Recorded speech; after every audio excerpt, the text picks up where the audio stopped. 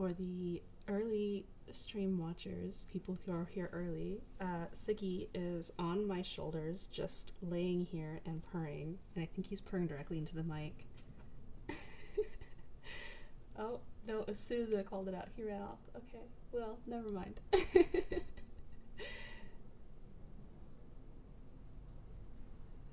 He's shy.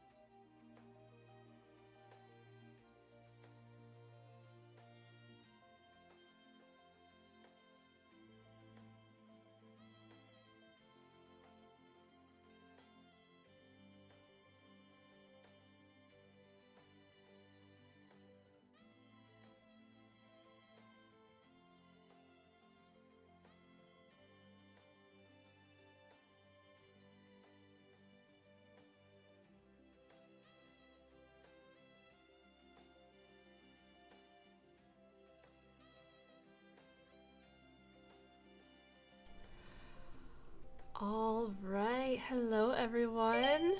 How's everyone doing? How's everyone doing? Oh, that's the wrong. There we go. Oh my gosh. Zusu, thank you so much for the super chat. Oh my gosh. Hi Ray, it's Ray. Ah, hi Ray. Super excited for this tournament thing. It looks fun as hell. I'll be tuning in as I take a break from my own runs. Good luck. Thank you so much. That's so kind of you. Thank you. Thank you. Yeah, I'm pretty excited to do it again tomorrow. The first day was super fun. It was great to hang out with all of my trainees and just kind of see the fruits of our labor was really fun. So thank you again, Ray, for that super chat on YouTube.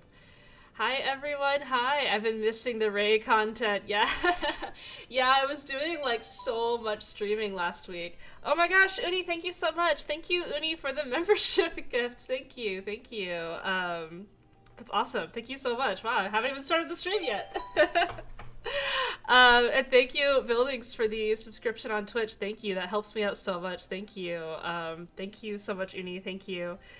I completely forgot what I was going to say. Thank you guys for opening my stream off in a very positive note. But yeah, I streamed like, I don't know, like 5 out of 7 days last, like a week ago, and there was a lot of streams, and then I like didn't stream for a while. So I'm back. I'm on my weekly stream. I'm gonna do another stream tomorrow for the actual trainer training event. It's gonna be super fun. I'm really excited to kind of see where it goes, to see who comes out ahead. I think it'll be really interesting. But yeah, so today I was just gonna prep a little bit for the trainer training event. You know, do a little bit of runs, maybe see if I can roll a better Fuji, and see if I'm still the lone Fuji in a sea of Ogre Decap and Agnes Digitals. If anybody was not tuning in for the trainer training event, the first event last week, it was kind of funny because my room was, what was it? It was 4 OG Ogre Decap. No, I'm sorry. 3 OG Ogre Decaps, 3 Agnes Digitals, 1 Christmas Ogre Decap, 1 Smart Falcon, and me as the lone non-Dirt B Uma as Fuji Kiseki. So we're gonna do round 2 tomorrow, which is gonna be super fun. We're gonna see all of my trainees and then me do that those runs again. Hopefully they'll go okay, but I am trying to look and see if I can improve my Fuji, see what can be done about it, and go from there. You need to make a Fuji that can phase the other Umas phase through other Umas this time. Yeah, I got Giga blocked on the one race. I'm still so heartbroken for it. Do we want like I think I saved them all. Unless I only went through one of them, so oh no! I saved them on my I only saved this one. We can watch this one. We can scout out the competition.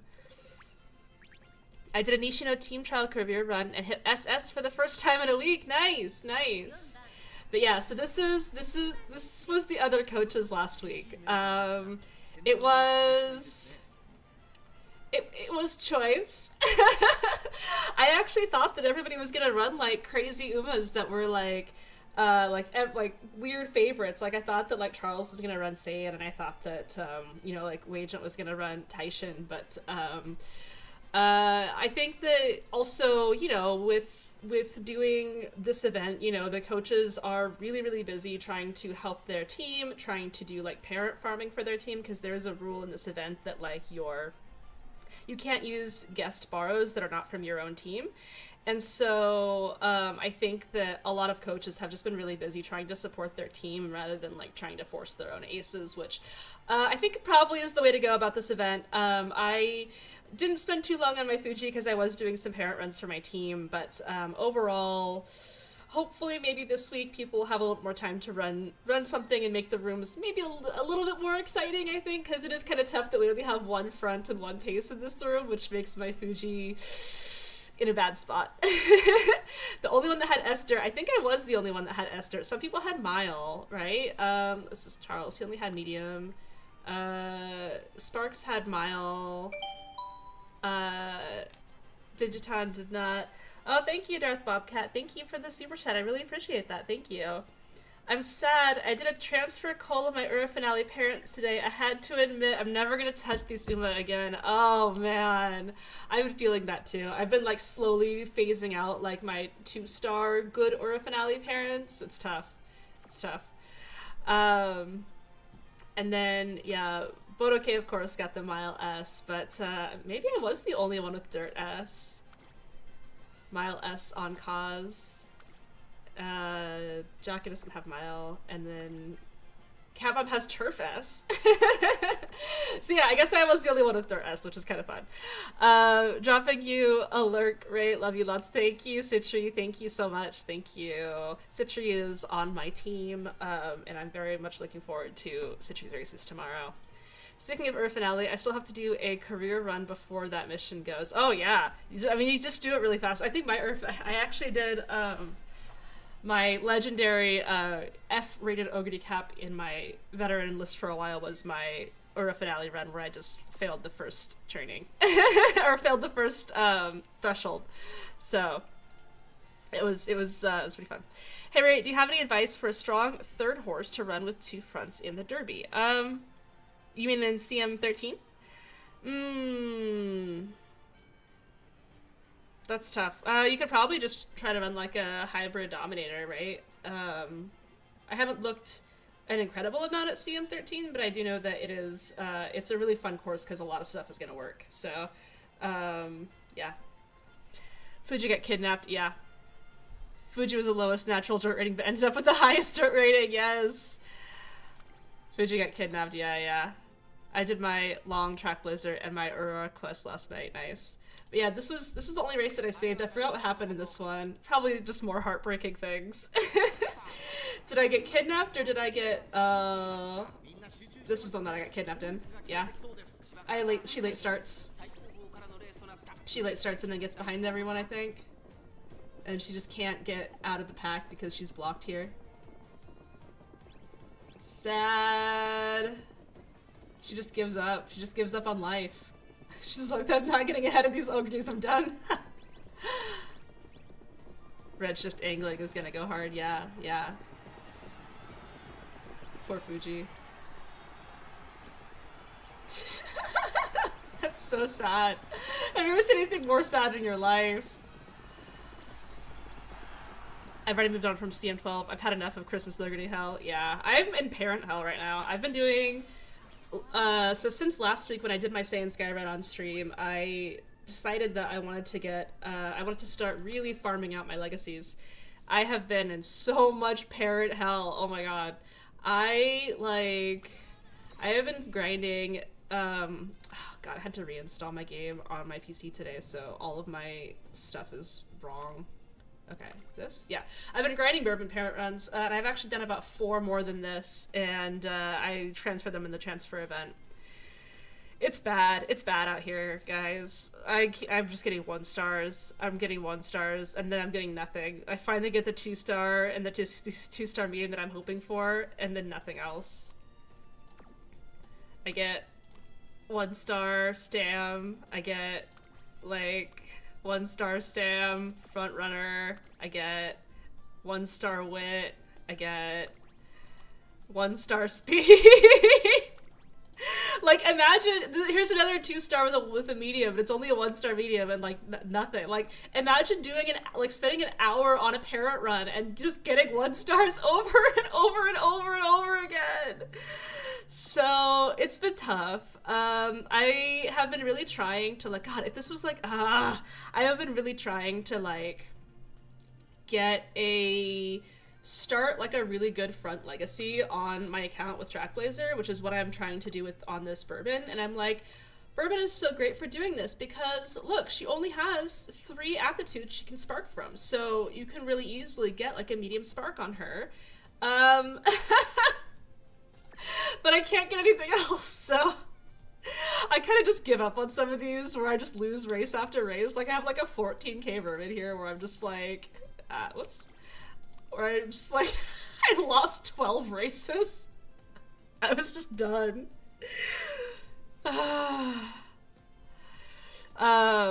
Anyway. I'm in a semi-decent Christmas organ. I'm taking time off because of burnout. Yeah, I'm burning out on this parent stuff. It's really burning me out. Oh, thank you so much for the gifted membership, Darth Bobcat. Thank you. Thank you. That does help soothe the ache a little bit. Yeah, it's tough. I saw the Hishiaka bonus sparks on Discord, yeah. I made a semi-decent Christmas organ and I'm not taking time off because of burnout, yeah. With looping parents the last 2 weeks, still waiting for the QL update, yep. Yeah, I really want to start having, a good, Trackblazer front runner legacy on my account, but man, parent farming is awful, and man, I've watched so much, Brooklyn Nine-Nine and Community because I just put it on in the background when I'm parent farming. I've literally watched an entire season by now just doing this.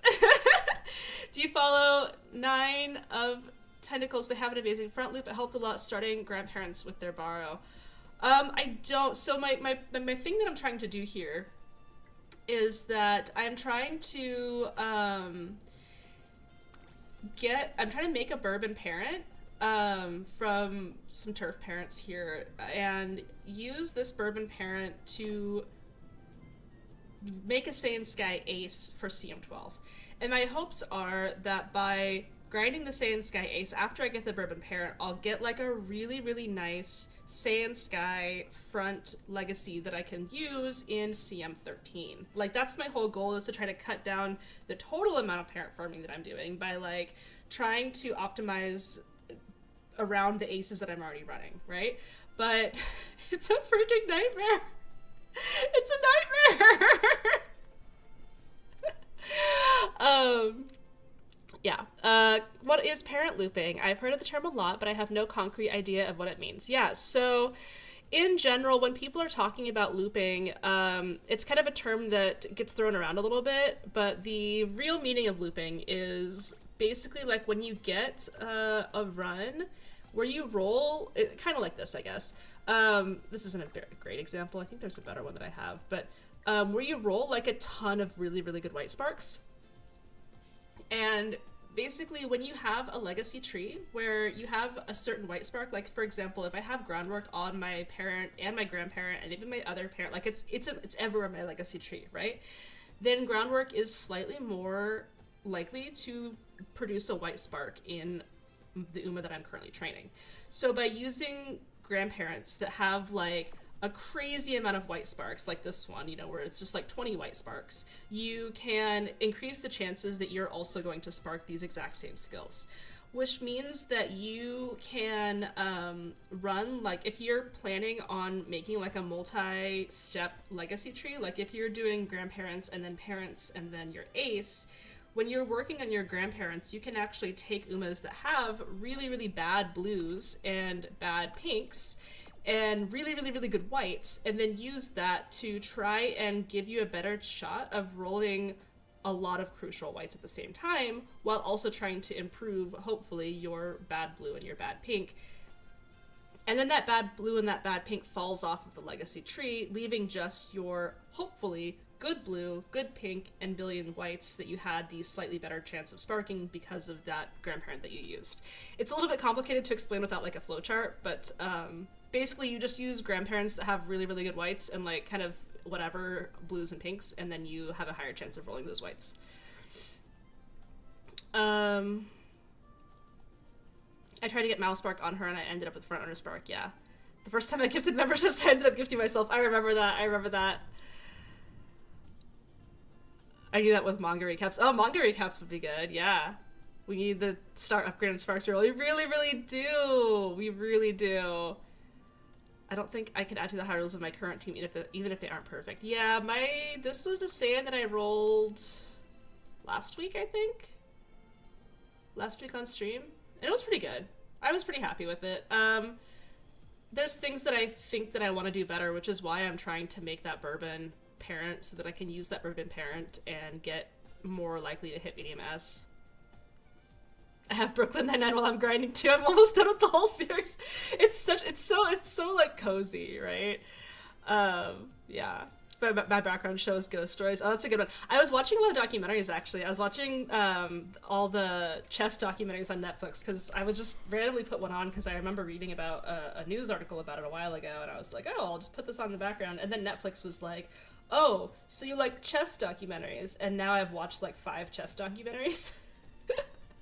So I've seen all the chess documentaries on Netflix, and then I moved on to Brooklyn Nine-Nine for my background while I'm grinding. I just got a V-Ribbon with front corners, straights, dodging danger, leader's pride, corner adept, groundwork, only one spark wits a Shiga to loop. Yeah, that would be like a good example of like a looping grandparent. Oh my gosh, Ash! Oh, Ash, thank you. Thank you so much for the super chat, Ash, thank you. To help take the edge off of the Nishino flower pain. Oh my god, thank you so much, that's really kind of you. Yeah, I did get Nishino flower. It wasn't, I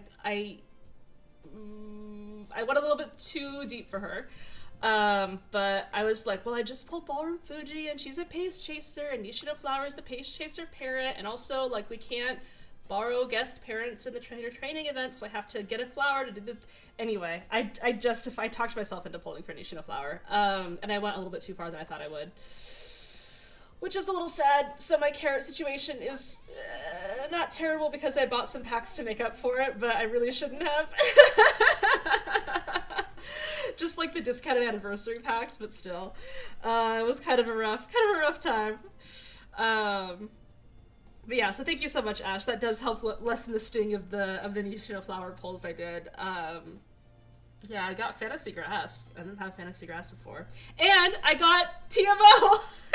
I remember from my stream where I was saying that I wanted TMO. I got TMO. Original TMO, though. So, oh, thank you, Darth Bobcat. Thank you. I love how the symbol makes it look like Nishina Flower is wearing a shoe on her head at a weird angle. It kind of does, doesn't it? Well, like, I kind kind of, the shoe looks kind of like her ear, so it just looks like a slightly different ear. Sorry, I'm a little bit far back in chat. I did the same thing with Redshift Mara, ended up getting the desired sparks, and Saiyan was done in one run, but the sparks missed groundwork. Thank you for the explanation. It feels like there's always something new to learn. Yeah, absolutely. Brain short circuited, sorry. White spark's good, yeah. I couldn't get a bird with more than 1,000 wit. She wins occasionally, yeah. I was farming at Unity Skills Sparks before track lasers are dropped. I barely got a full tree of 2. It's so time consuming, yeah. Ray, I got Fuji on my first pull of the day! Oh, congrats, Edwin. Congrats. That's awesome. She's so good. Do you always run Triple Crown and parent runs? That's a good question. So I think I have been, which is one of the reasons why I've been like so annoyed at these bourbons for failing Triple Crown all the time. just teardrops on my guitar. Like, this is sad. It's sad. And so the other day I thought to myself that I was going to start doing Triple Tiara on all of my Umas instead. Because I have some parents that are really good on Triple Tiara. Like this Fuji is a Triple Tiara that's a really nice general grandparent. Thank you so much, Uni. Oh my gosh, thank you. I really appreciate the super chat. Thank you so much. That helps me out a lot. I also bought 60 poles worth of poles for Nishida. It was painful, but I had to do it. Otherwise, I don't have any carrots for the Smarter card. Yeah, that's kind of where I'm at. I'm in kind of a rough spot because I'm like, I don't really want to like spend on non-discounted packs, but I also am like really nervous now about my card situation since I had to go all the way to Pity for Ballroom Fuji, and then I had to go like 120, 130 deep for Flower. But it is what it is. It's a little painful, but we'll see how it goes. But yeah, so Triple Tiara, I ran on this Fuji, which means that if I'm using her as a parent, running Triple Tiara on Bourbon is probably good because I'm using the Fuji.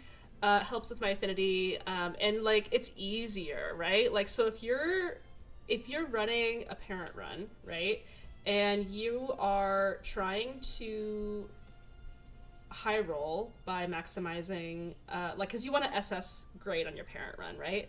And so like you're trying to high roll to get to SS. I think that also you also generally are not trying to build a ton of stamina because you don't really need like the 1100 stamina because you're not really looking for stamina sparks anymore. It's more like power sparks are really important, like wit sparks are really nice, speed sparks are okay. Stamina sparks I could kind of take or leave. So like building out the stamina to do the Kikukasho and the Tennosho Sprint has actually been really, really annoying on these Bond runs. Even though she also has her recovery unique, I've been having a lot of difficulty winning those races. So I think that I'm going to pivot to doing Triple Tiara for my parent runs, and I think that's probably better. You get less epithet stats, but I think also you use less clocks. As long as you can do the Okasho, which Bourbon also can't do with Mile B. Oh man, I'm suffering, guys. I'm really suffering. I've used like literally like 50 or 60 clocks on these bourbons so far, and I haven't gotten anywhere, so I need to start recalibrating. I think I need to start recalibrating and figure out what I'm actually really trying to do rather than just like banging out a lot of runs. Like, I don't know. Oh, sorry, give me just 1 second.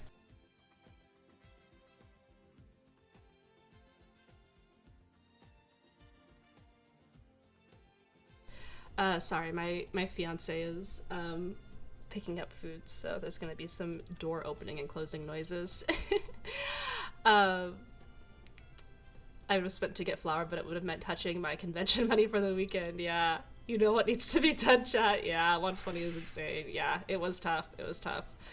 Yeah, running Triple Tiara instead of Triple Crown has been better for my mentality and my clocks. Yeah. I use Jack as parent for Chocobon runs to fix the long B.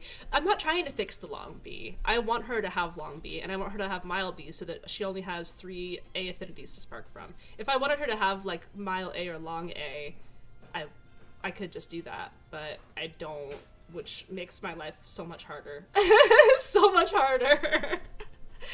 Like, this is the ideal, right? If only every run could end like this, where I have like I hit the 17.5 for SS, I hit 1100, and then at least 600 everything else. That would be perfect.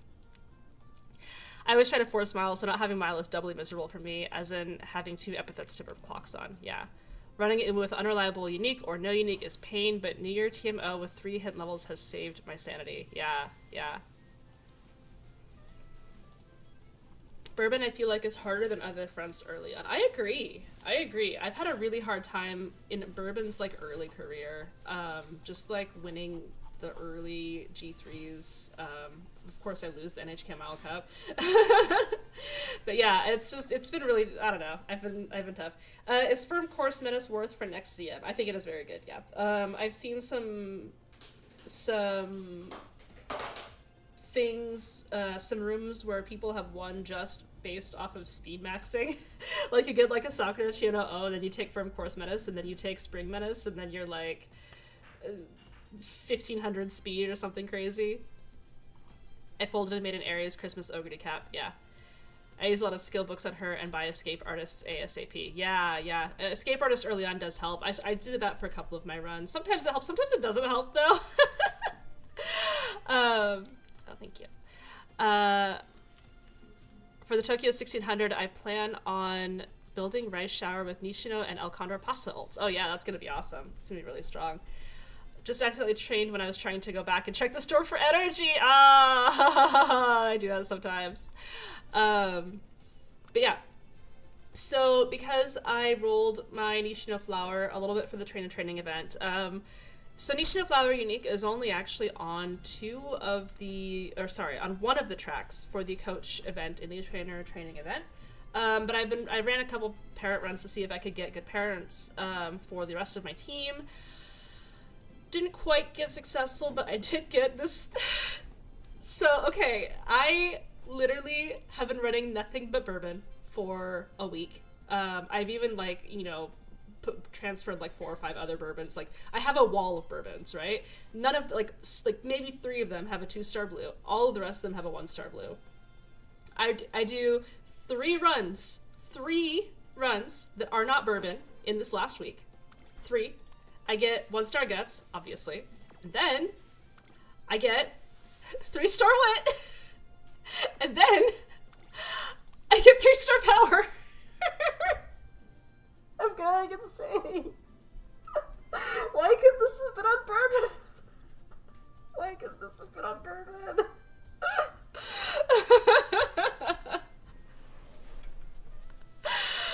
Oh, man. Yeah. So I got a really nice Dirt Fuji, which is great because I'm running Fuji, which means that I can't use her as a direct parent.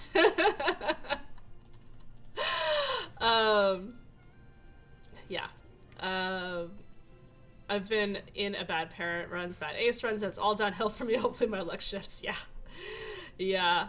Running Biko instead of Top Road has given me more stable career runs. Yeah, that makes sense. I'm thinking of favoring using Biko more. Yeah. How did the Nishino pulls go? I went like 120 in.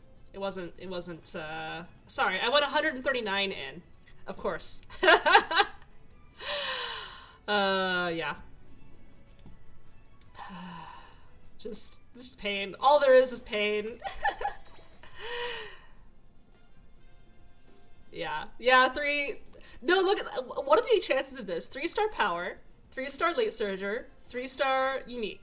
Like a triple 3-star? Like, what are the odds, right?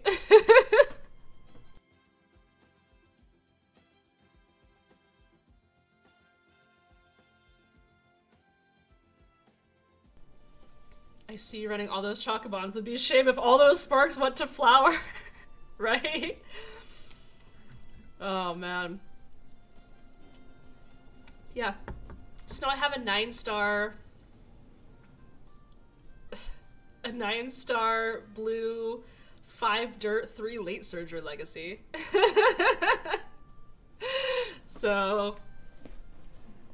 Yeah. Hi, Ray. Hi, Milozowski. Hi!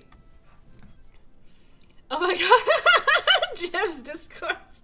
Thank you for the super chat. That Nishino is really great for your account. Yeah, thank you for the super chat, and this is so good for my account. I might use this as a Fuji parent tonight. It sucks because I do have to inherit dirt, so it's a little spicy, but I think I saved all my borrows for the stream because I think I'm just gonna do runs until the first inspo, and if I don't get dirt, I just quit the run. We're in what is it? Desperate mode. We're in the mode where we're just burning through everything now to see if we can get something. I made this Fuji for the event. It was a fast learner run. I was really happy with it because I tried to remake Fuji with the Nishino flowering unique, but it's a stat low roll, which is really frustrating. And it's very, very similar to the other Fuji I made for the event here. This one has worse power but much better wit and slightly better speed. Also a fast learner run. In Dirt Hell. Dirt Katori. Yeah. This 9-star Nishino flower is actually really good for my account, guys. Yeah. So, I haven't done any Fuji attempts since I got this 9-star blue run. So we're gonna try on this. The next thing is that Nishino flower actually does have very high affinity with Fuji. So usually I have problems with Fuji affinity because her only like high affinity Umas is like Taiki Shuttle and Renmaru, which is like the inverse of everybody else. But flower has pretty good affinity with Fuji. Unfortunately, Fuji's her own grandparent, but we'll make it work somehow. I discovered I went Dober on Christmas Ogre, which kind of sucks because that's just me farming an Uma where half my skills are useless. Yeah. I think Dober on Christmas Ogre is a little bit of an overcorrection for room matches, the room match meta right now, but I understand why people want it, especially when you are looking at your finals or looking at doing maybe like Carrot Clash or something.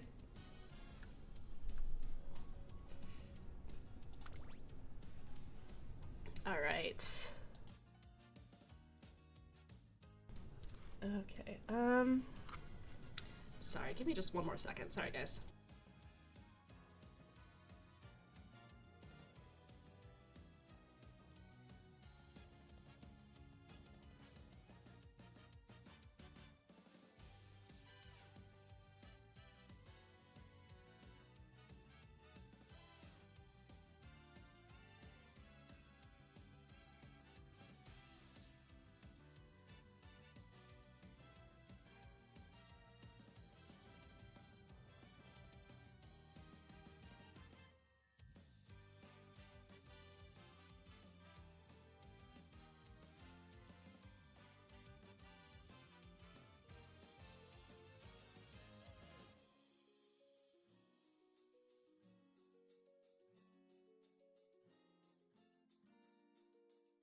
Okay, sorry about that. My fiance got me salmon donburi for dinner, but the delivery was really late. So they delivered after I started my stream. So I might have to mute myself just to take some bites because I'm really hungry.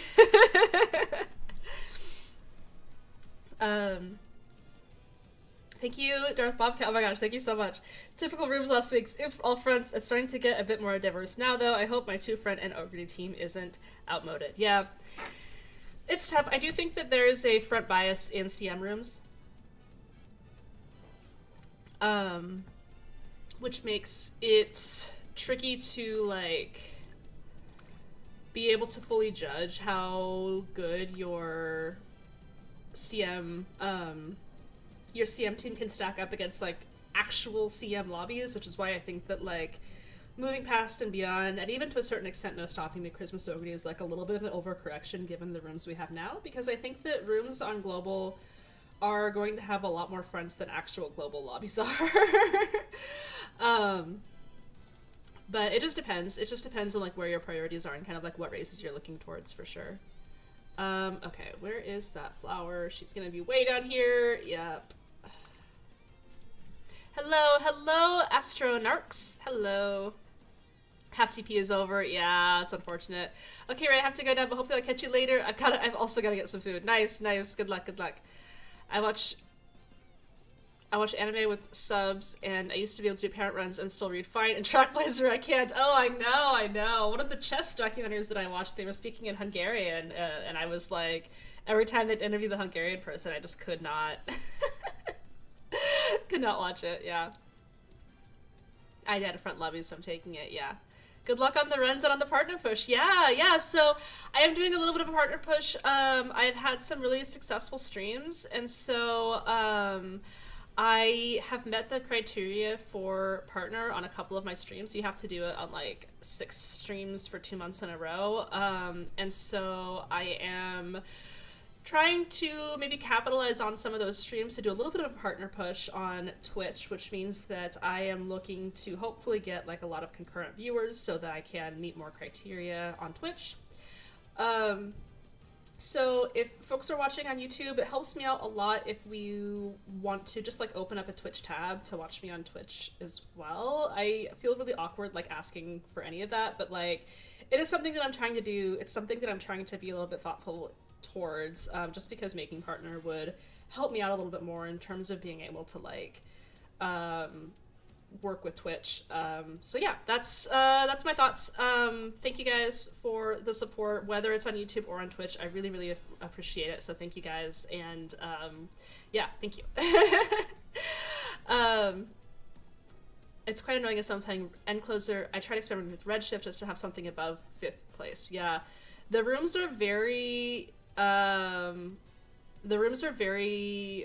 hard to predict because a lot of positions do well, and there's certain counters to certain strategies that rely on certain positions. It's very tricky. So yeah, of the few rooms I've run, I've tended to find either lots of fronts or when there aren't that many, my lates push too far ahead. Yeah. Oh, it's easy enough to swap over to Twitch. Thank you so much, Belair. Thank you, thank you. I guess it's time to get back onto Twitch. Yeah, thank you.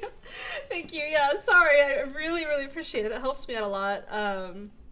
And we're not too far off of like the actual criteria, so I think that just doing a little bit as we do more streams is going to be really helpful. So yeah, that's my little soapbox. So thank you. I like using Twitch for the emotes. Yeah, I need to add more emotes to Twitch for sure. Sorry, I'm like blushing really hard. I get so embarrassed when I have to like ask or try to promo. I don't know. But thank you guys. I appreciate that. Yeah, it just ends up as a lobby diff, but especially since I expected of Dom debuff as an actual CM because of people being lazy. Yeah, exactly. I'm gonna try to catch these streams more. They're fun to watch while doing my own runs. Good, good. I'm so glad. Thank you guys. Oh my gosh, thank you guys all for the new follows on Twitch. Thank you. Thank you. That really does help me out.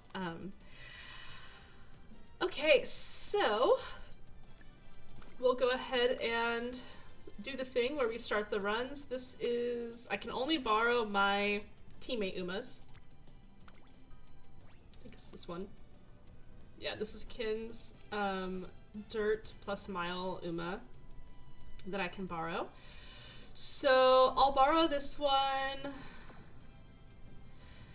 It's a little bit better than my current, I think. It just means that like I have to I'm really glad that Kin used a 3-star mile here, because trying to hit that is going to be really fun, guys.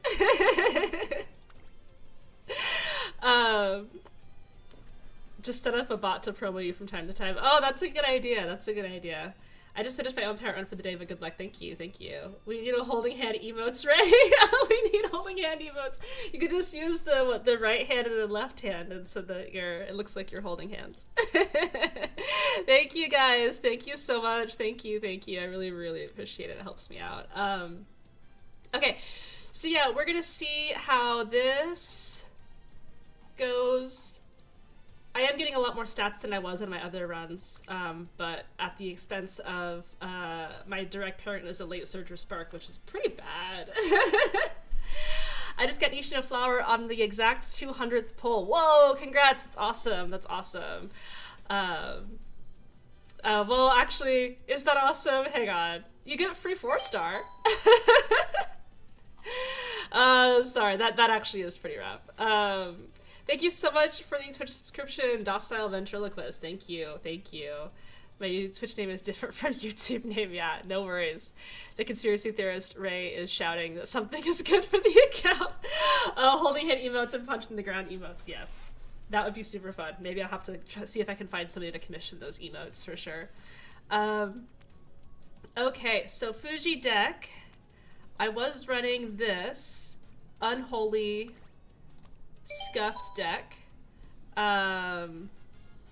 Oh, Lav, thank you for the resub. 3 months on Twitch. Time really flies. I feel like I haven't even been streaming on Twitch that long. The 4 stars is actually very good for your account.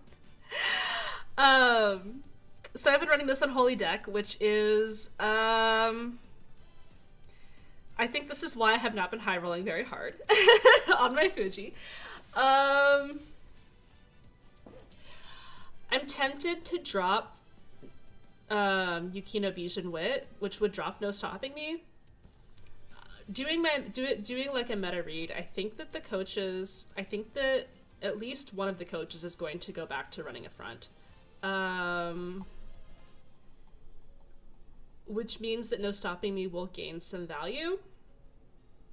But I don't know if it gains enough value, because my initial meta read, right? Is this for CM12? No, this is for the trainer training event where I'm running a Dirt Uma with the other coaches for trainer training, like Charles from Victoria Frontier and like Wagent from the Backliner Guide and other folks like that. We're doing a big trainer training event where I and 9 other folks in the community are training a lot of other content creators in the community, streamers in the community, and we're all doing and so kind of like helping folks to like improve their play a little bit, or like just helping to fix like small little things here and there, and then we're all doing like a big tournament where like players are competing in like mile, sprint, medium, and long races, and then I and the other coaches are competing in the dirt races.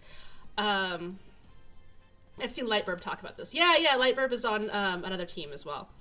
But yeah, so my meta read was very, very wrong on the first one. The first week, I thought that everybody would be running Smart Falcon because these maps are literally made for Smart Falcon, right? Like, they're perfect angling maps. Like, it's all wet conditions because of the rules of the event. Like, there's no reason that people, like, there should be 9 Smart Falcons in these rooms. So I was like, okay, there's gonna be at least, like, 4 or 5, so I'll run on No Stopping Me Fuji, and I'll No Stopping Me off of, like, the slowest Smart Falcon, and it's fine. There was one front in my room.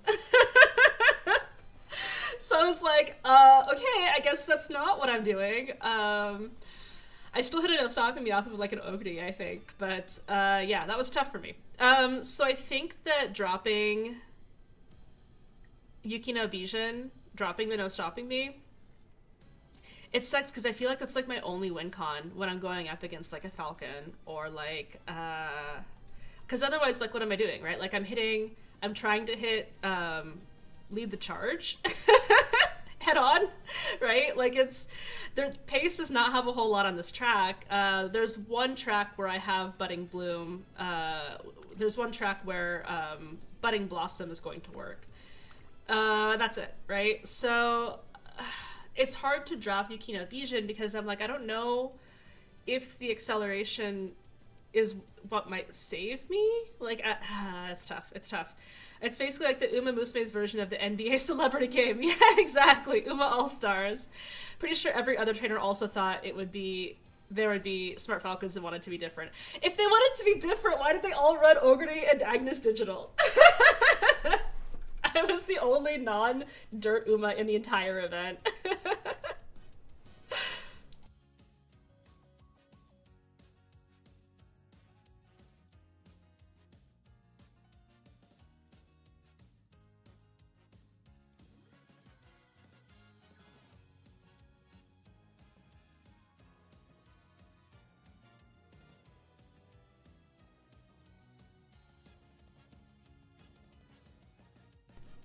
Anyway, I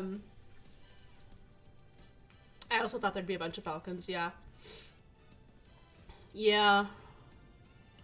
So then I'm like, do I just go front Dirt Fuji, right? I could do it. But then I would give up Mile Sparks.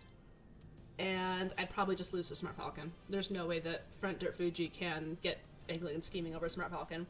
Big Sisterly is nice. It does help, but I don't think it's enough. So, I don't know. If we take out No Stopping Me,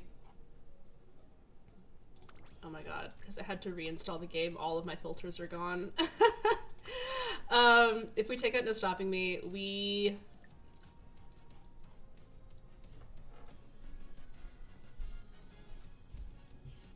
can run...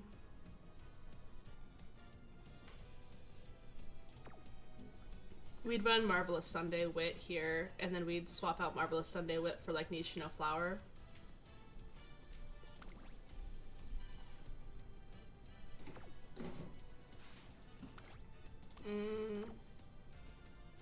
Fuji can activate her unique from the first position, which is one of the reasons why she's so flexible, and why her, in general, she's a pretty decent grandparent to a frontrunner lineage. No, maybe we just send it. I mean, maybe we just send it. What are we hoping for here? Tail high, yeah. Renpuk, yeah, okay.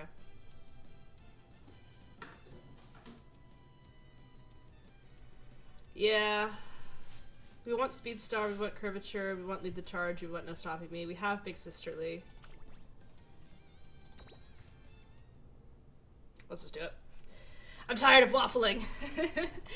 Thank you so much for the subscription. I'm sorry I missed that earlier. Thank you, shitty dude, for the subscription. Thank you.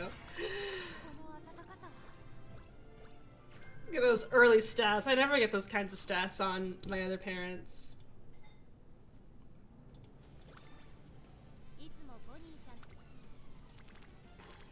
Oh, does this mean that all of my agendas are gone too? I'll have to remake my agendas. Have you looked at Daiwa Power? Seems like a few streamers forget about it. Daiwa Power is good, but I'd have to borrow it. I'm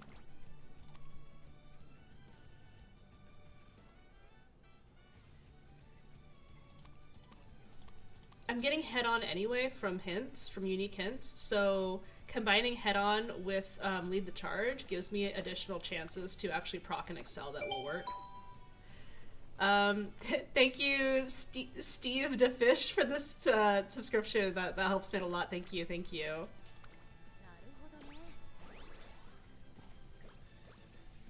Addendas are saved up per account. Okay, good to know, good to know.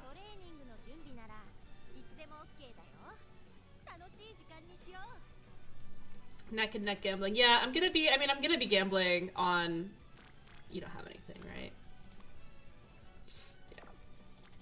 I'm gonna be gambling on Lead the Charge, Head On, No Stopping Me, maybe Ignited Spirit Power, I think is still in this legacy. So... There's a lot of excels I'm gambling on. But because, like, that's all Fuji can really do is just gamble on excels. I'm not winning this event. I just want to, like, feel like I'm representing okay. You know, like, I want people to, like, I don't know. I want people to, like, feel like I really gave it my all, you know?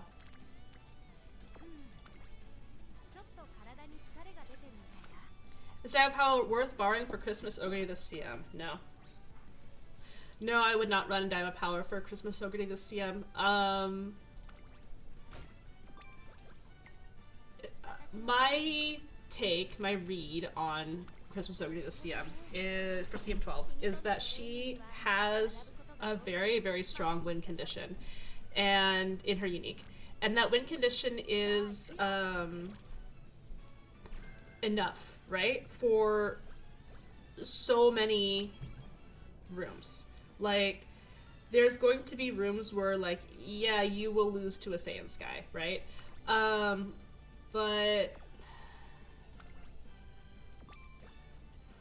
I don't think that using SP to try and stack more Excel, especially random Excel, is really going to be in your best benefit on Christmas Ogre, who already has perfect Excel with carryover, right? I think you're better off spending both card slots and SP to secure that win condition even better. Like, the thing that you're going to run into in CMs, in the CM, is not going to be god tier Saiyan skies in every single room that you need to out excel. It's going to be the mirror match of other Christmas Ogres, because that's what a lot of people are going to be building. And so I think that there's a little bit of like I said, like trying to build for these for the CM rooms rather than trying to build for what you're predicting in the actual CM. And I think that if you really think about what people are going to be running, it's going to be the mirror match, and trying to get the mirror match victory means running more like mid-race and you know, more to stay ahead of the other Christmas Ogres in the room, because the Christmas Ogre who's in front of the other Christmas Ogre and they both hit Festive Miracle, the one in front is gonna win. And that, you want that to be you, right? Anyway, that's my soapbox on it. Thank you so much, Ash. Wow, thank you for the Twitch sub, the gifted Twitch subs. Thank you, Ash. Ash, you are... You're doing a lot tonight, and I really, really appreciate you. Thank you so much. Thank you. That's awesome. Thank you. That really helps me out, so thank you so much. Respect the Fuji. Thank you. Christmas Ogre is so consistent. Yeah. Recently, I've been trying a lot of weird stuff to farm middle leg, like groundwork and Uma Stand. Yeah, I think that's totally legit. Room matches all Christmas Ogre is better than mine. Figure everyone wants to give her a whirl, or the is meta following. Yeah. Big old Ash Tree Bob, yeah. Thank you so much, Ash. Thank you. I heard Lucky Pace is really good for the mirror. Yeah, so like trying to get stuff that helps you get Lucky Pace is nice. This is decent.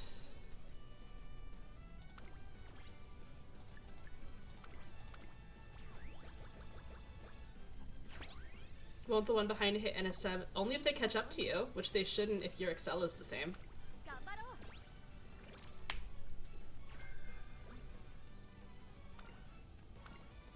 Instructions unclear, running triple front with hesitant pace. Hey, it works. Give Christmas Ogre hesitant pace, yep.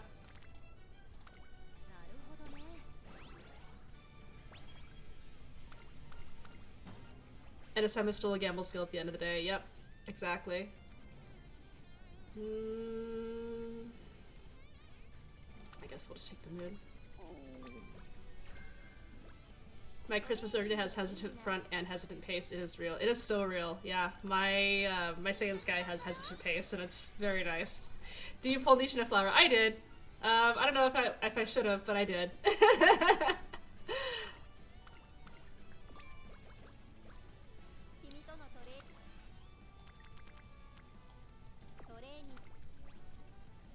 Oh, gosh. Okay.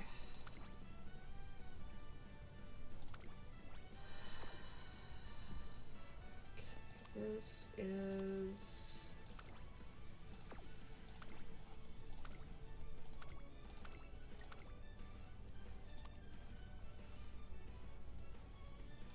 Tomorrow, I am going to be releasing a agenda guide. I've recorded it today, and I did most of the cuts today, but there were some audio issues that I have to figure out before I release it, so I wasn't able to get it done before stream. But I did a big agenda guide that I'm really, really excited to talk about tomorrow.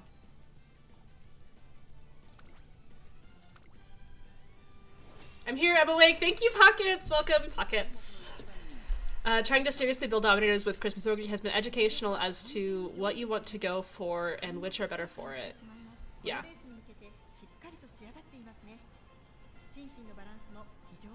Let's go, Fuji.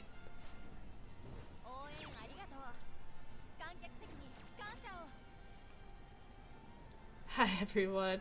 If my Christmas Ogre is not going to win, no one's Christmas Ogre is, exactly. Jokes aside, I decided to Oshi run with Fine Mode. It's fun. Nice. Nice. Yeah, I'm trying to run a Fuji, Ballroom Fuji, I think, but I'm not totally sure. Like, I've spent so long trying to farm for my Saiyan Sky, that I don't know. I don't know, if I'm gonna be able to do that much farming to actually get the aces. I kind of screwed myself a little bit in terms of like just spending so much time. I'm gonna spend more time on it too. If I have unused parent runs after the stream, I'm gonna borrow those.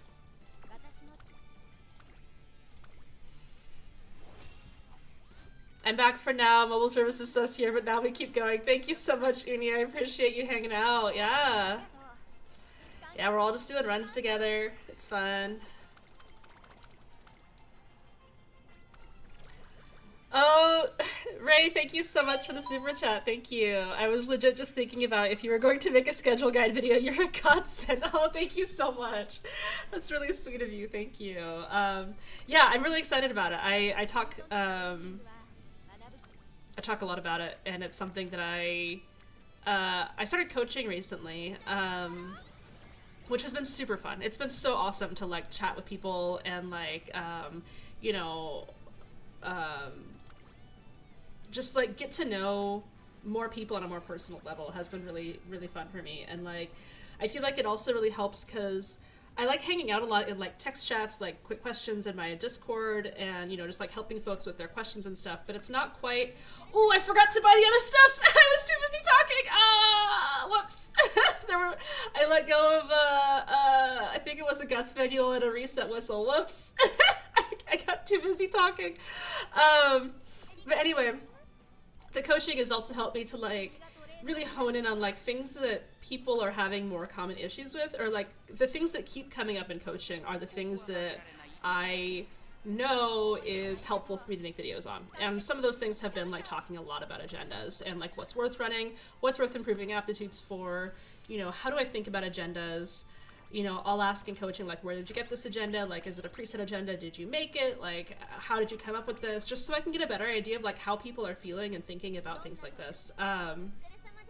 It's been really helpful, and that's one of the things that has inspired the agenda video that I'm about to release tomorrow. So I'm really excited for that. Okay, sorry, I'm a little bit behind here. Being 100% honest, having your dominators also with subdued and frenzied is ideal. Dominator is better and hesitant as well, but you'll often catch people lacking more often than you think. Yeah, that's me too. I'm short manning my stamina on my current Saiyans guy. Hi Ray, I hope your runs have been going well. Thank you. I'm trying to rent front upper O, but I'm a little torn whether I should commit to Sparks to get to Mile for easier careers or more consistent S medium. It is tough. It's a really tough decision, and I think it's a decision that is hard to like say what the best thing to do is, because there's a lot of ways that you could like interpret it, or there's a lot of like reasons that you could give for either way. So yippee, time for you to pass out. Good night on my side of the world. Oh, good night, Ninja. Good night. Your coaching is amazing. Oh, I've already seen improvements for myself. Thank you so much, Ray. Yeah, Ray, who's Zisu in my YouTube chat, has had a coaching session with me, which was really fun. I really enjoyed it. I'm so glad we don't have a Dirt CM during man. Me too, but at the same time, like, running Dirt, being able to run Dirt gives you so much more epithet stats. It's crazy how hard it goes on the epithet stats. Oh, I do really want to take that though. Oh, whoops, I don't have this set. I don't have this setting to use my stamina items anymore.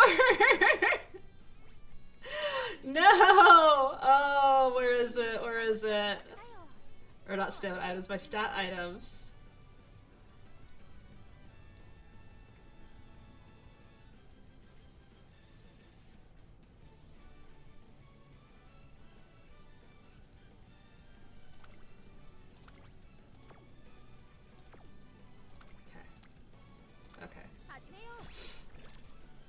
Big tip is to run Dirt G1s with Ogre. Yep, running 5 Dirt G1s with Ogre adds 80 stats from your epithets, which is crazy. I feel like I'm starting to get a handle of going off agenda on runs now. Nice! That's awesome. That's really awesome. Speaking of agendas, did you know that any race you do at the end of the year, you won't get a negative effect from it? Yeah, no, it's really powerful to do races at the end of the year for that reason.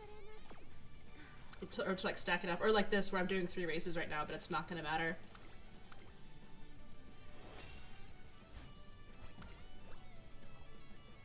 Hi, all new viewers like me. I just got here. Please help Ray reach Twitch partner by watching her on Twitch as well. Thank you, Pocket. Oh, there's Pockets. Thank you, Pockets. I I am pretty close. Well, I'm close to meeting the criteria for this stream, hopefully.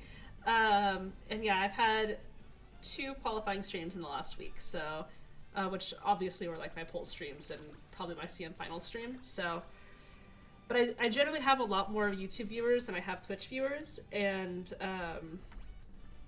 just probably because I like started on YouTube. But yeah, Roger will go help. Thank you, thank you.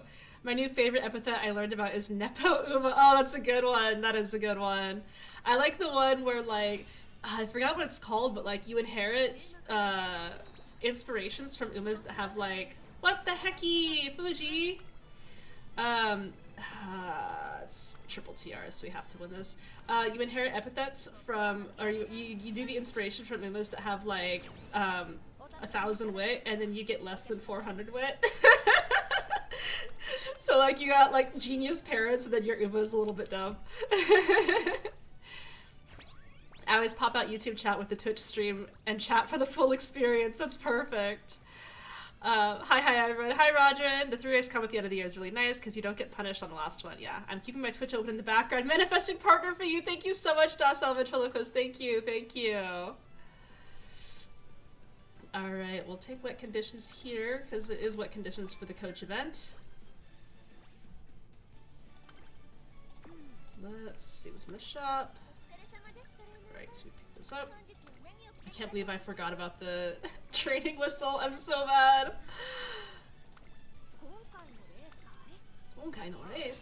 Sorry, Fuji. Sorry, Fuji. She always makes such sad noises when I force her to race. Tomorrow, which is today already, is Fuji Kiseki's birthday. Oh, I'm so excited! I hope that I see a lot of like really cute birthday fan art. I would love that. Happy birthday, Fuji. The 3 race combo is difficult in senior year because I don't do one in early December. Yeah. Yeah, it depends. If you do, if you're doing, actually what I'm doing, which is a triple tiara plus dirt epithet, you do wind up taking advantage of that in senior year because you're running, actually let me make sure that I'm running the right races in this agenda. I think I said it before I really started like internalizing all the dirt stuff. Okay, yeah. We have the Dirt Derby, the Daisho 10. We have, I'm gonna take stamina here because sometimes I'm like understamming for, because there's 1 mile that's like really annoying. Okay, we have the Dirt Derby, we have the Daisho 10. Yeah, this is where we screwed up here. February stakes, because we don't have to run the Dirt Derby on a triple tiara Uma. We can drop the Japan Cup, and then we take the Champion Cup. And that lets us not do 3 races in a row here. We still get the Queen Elizabeth Cup. Japan Cup is not used in a triple tiara epithet. And then we get 1, 2, 3, 4, 5. Perfect. Perfect. Yeah, this is the agenda that I actually need. Yeah. It does drop a race, but I think it's worth so that we don't lose.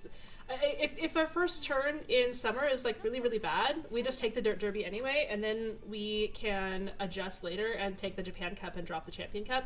But the way we have it here, I think, is really nice because we don't lose the summer training like you would have to usually, which is I find really annoying.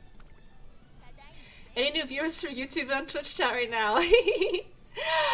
Don't worry about it, the whistle isn't real. It would have just given you all guts and speed. Oh, that's true, that's true.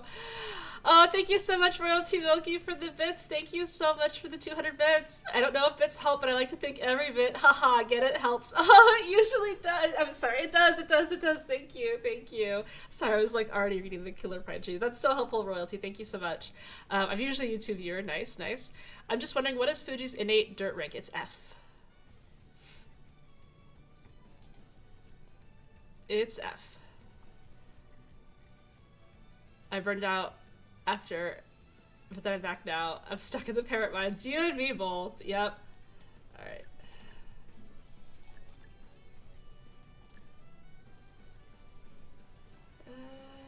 We can pick this up too. I guess we don't need it right this second.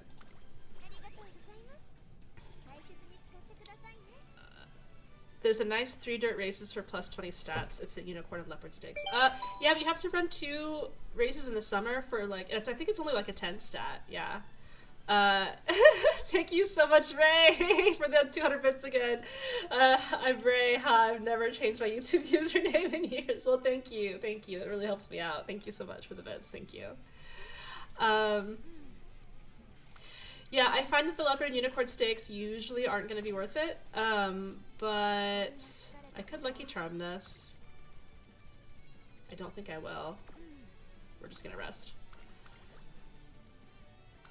It's the first rest that we've done all career? That's crazy.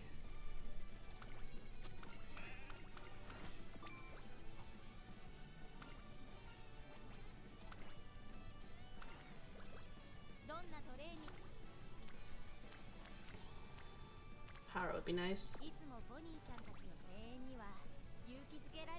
I'm a tiny bit behind in my wit facility. I would like it to be level 3 by now.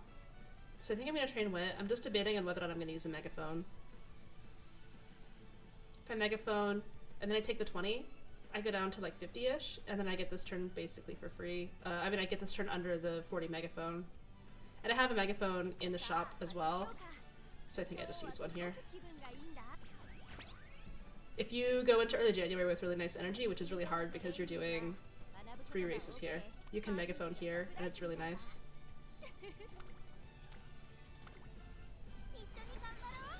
I'm just praying that the people I meet in the next CM will be as newbie to Track Blazer as I am. There's too many advanced techs, yeah. Nice. More energy gaming, we love to see it, we love to see it. My Oshi is very far away. I'm sorry to hear that. Ooh, that is nice. Ooh, that is nice. I don't think I want to give up a rival race for it. But it's a Marvelous Sunday hint.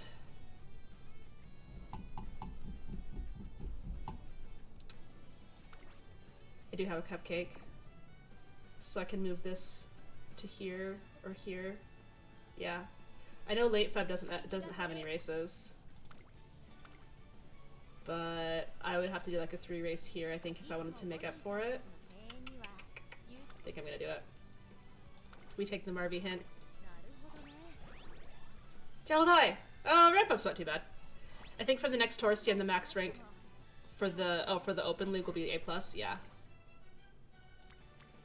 Now, of course, our trainings aren't that great. We could just do a race here. So I don't have to worry about fitting one in there. I still get, it's not as many SP, but I still get the coins that I'm kind of banking on.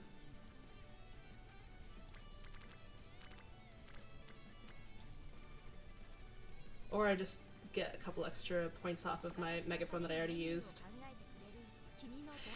Yeah. Maybe I'm playing this poorly. I don't know. Let's just take the... Let's just take the training. I love when the game gives me 3 juice and 0 kicks. I've been there, I've been there. Oh, then we get energy here anyway. Trying to make... I've been doing that since I learned that there's a mood up event in February. Yeah. Trying to make Satona die win on rematches made me realize how bad On Your Left is. Yep. On Your Left is not very good. Yeah, I can just race here. We can take the Yayoi show here. Well, actually, we should probably take the Tulip show. I just wanted to do it for the thing. I could probably win, right? I'm medium B, but I mean, my stats are actually like really insane right now. To this day, I regret not maxing out Marvelous Sunday Power Card. I'm kind of burned out on the event, and now I have 1 copy and I can't use it. Oh, I'm so sorry. That's awful. I will say that, like, anytime I can use the Wit card over the Power card, I always do. But, like, man, the Power card is so nice for smoothing out decks like this, where I'm, like, really struggling with getting, reaching, like, the kinds of decks that I'm trying to run.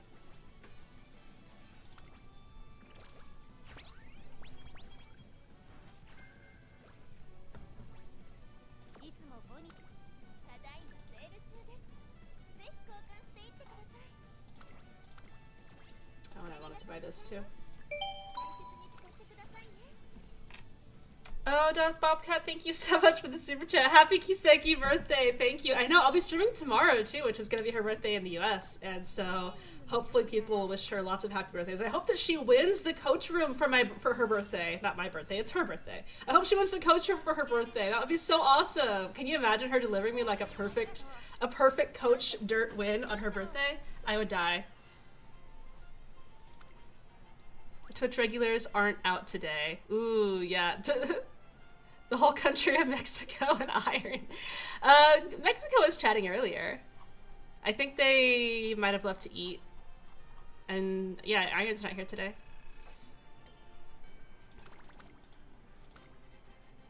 Yeah, the Marby Sunday is very good on late surgers for sure. No, Fuji. Alright, come on, dirt, please dirt, please dirt, please dirt, please dirt, please dirt, please dirt, please dirt, please dirt, please dirt, please dirt, dirt. No! The late surger spark! Oh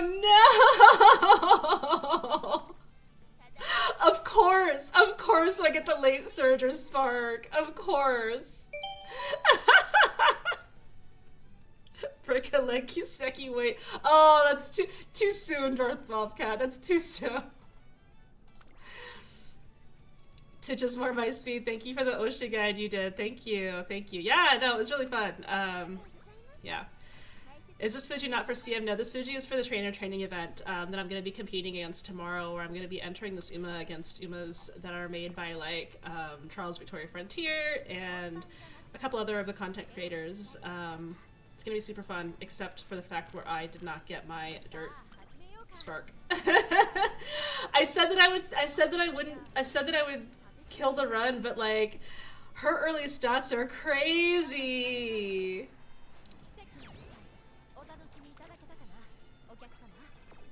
Like I said, I would kill the run if I didn't get dirt on the first inspo, and I really need to better actually like committing to doing that. But like, she's got so many -10s. And like she's gotten so many good stat turns. I feel like I have to at least try. I feel like I have to try, right? Like, look at this. She has 430 speed, 446 power, and 531 wit before like the NHK Mile Cup.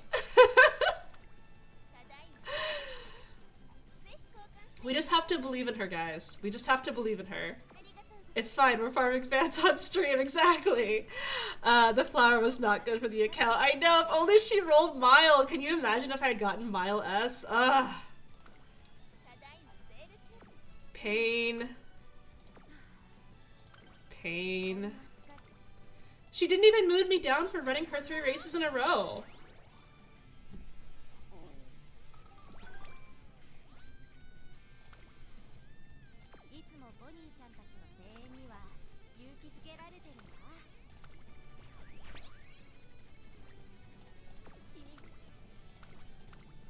How are you?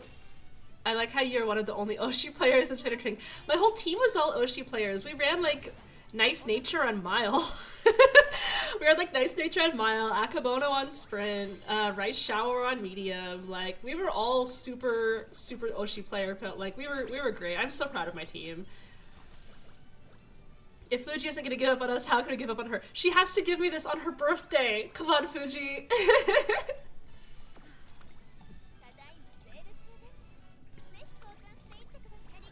I actually think that maybe my Fuku isn't maxed yet, and my shops have not been like amazing. Yeah, my Fuku's not maxed yet. That's unfortunate.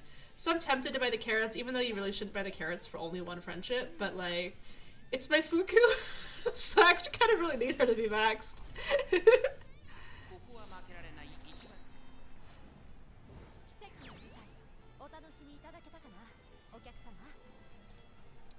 So is Rin with Maya. Yeah, Rin's Maya was also very, very strong. I loved that. I loved seeing that.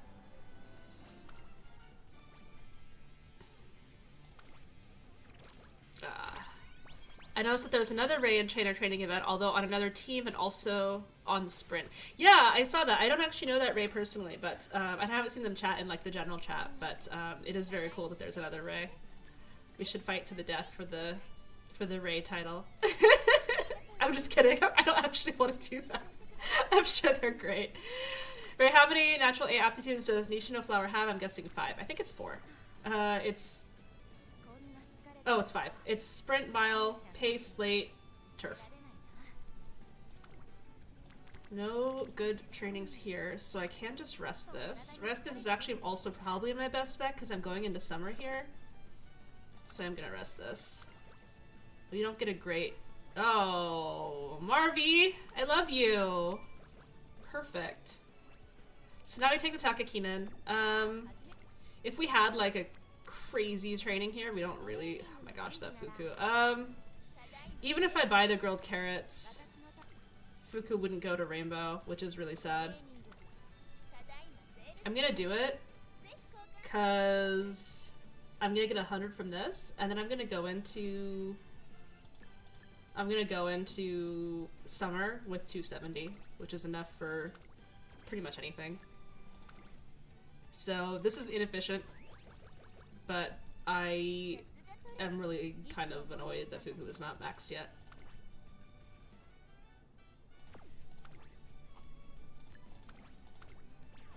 Two race enter, one Ray leaves Highlander, Ray, yes! I heard that there was a new Highlander series from Henry Cavill. I really want to know how that's going, because when I was a kid and my mom would put Highlander on, which by the way I was way too young to watch, it was like one of like my formative movies.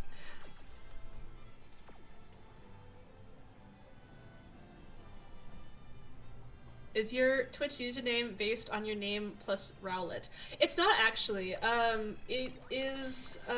It was from. I used to be in a community with another Ray. There was a lot of Rays, and I was younger than her. I mean, I'm still younger than her, but like, you know, when we were both very active in the community together, I was younger than her, and so when I was trying to find a good username, they recommended this one too. It's like a diminutive form of Ray. And then it just kind of stuck forever. Hi Ray, hi chat, hi Amethyst Espion, hello. I have such a crush on Henry Cavill, I know. I watched a couple of their streams. They're a VTuber, but they stream at bad times for me. Yeah. The Highlander Queen theme is too powerful, yes. Alright, what are we doing here? This isn't bad actually, this is pretty nice. So this is the turn that I could skip to run the Dirt Derby. I don't think I'm going to. I think that my schedule is very nice right now actually, so I think that we're just gonna stick with this. Do I want to use a 60 here? Or do I want to try to greed? I don't like if I use a 40 here and then I want to use a 60 here, like I'm kind of boned. So I think that I just use a 60 here. I don't love it, but we don't have two 60s, which is unfortunate. What's your favorite Pokemon then? Since I remember you said you were playing Pokopia. Absol is my favorite Pokemon because I used to be emo. Absol, oh my god. So I played Ruby and Sapphire when I was a little kid, and like Absol came onto my screen and I was like, it was like the choir of angels, right? I was like, this is my Pokemon. This is it. Like, cause back then you didn't have spoilers, right? Like you didn't know what Pokemon looked like before you started playing the game. And so I was like, I saw Absol and I was like, the kid me mind was just completely blown, right? Like I was like, oh my god, I love this Pokemon so much. And so I spent like 4 hours as a kid, which, you know, when you're a kid is a really long time. I spent like 4 hours farming for a level 27, which is the highest level that you could find the Absol in that patch of grass in Ruby and Sapphire. For some reason, you know, I'm a kid, so I want to get the best one. So I was farming for a level 27 male Absol. I don't know why I didn't want a female one. I was a kid. And so I got one, and it's been my favorite Pokemon ever since. And now in every Pokemon game that Absol is available, I farm for a shiny one.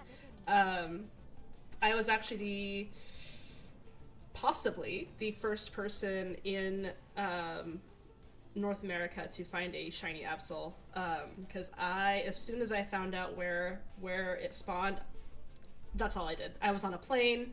I like the first day of Pokemon ZA, right? People were like posting like videos of like where just to find specific Pokemon, and like Absol and ZA is really freaking annoying because you can't use a lot of the spawning tricks in Pokemon ZA to spawn Absol, because there's only like one or two of them. You can only spawn one at a time. So I spent 18-ish hours getting one, and then when I was checking, I did not see anybody on YouTube or Reddit or anywhere else, like even in like the Pokemon, like the major Pokemon discords that found one. So either I found the first shiny Absol, or I found one of the first shiny Absols on Global. I was obsessed. I have a lot of shiny Absols. I got like every game that Absol is in, I shiny farm it. Have you seen Mega Absol Z? Yes, I have. I actually like it. I thought it was pretty good. I do like it. Mega Absol is pretty great, yeah. I have a lot of Absol plushies. I still haven't moved on from Charmander and Bulbasaur. Oh, those are so cute. My favorite designer, Espeon and Victini, because they're so cute, yeah.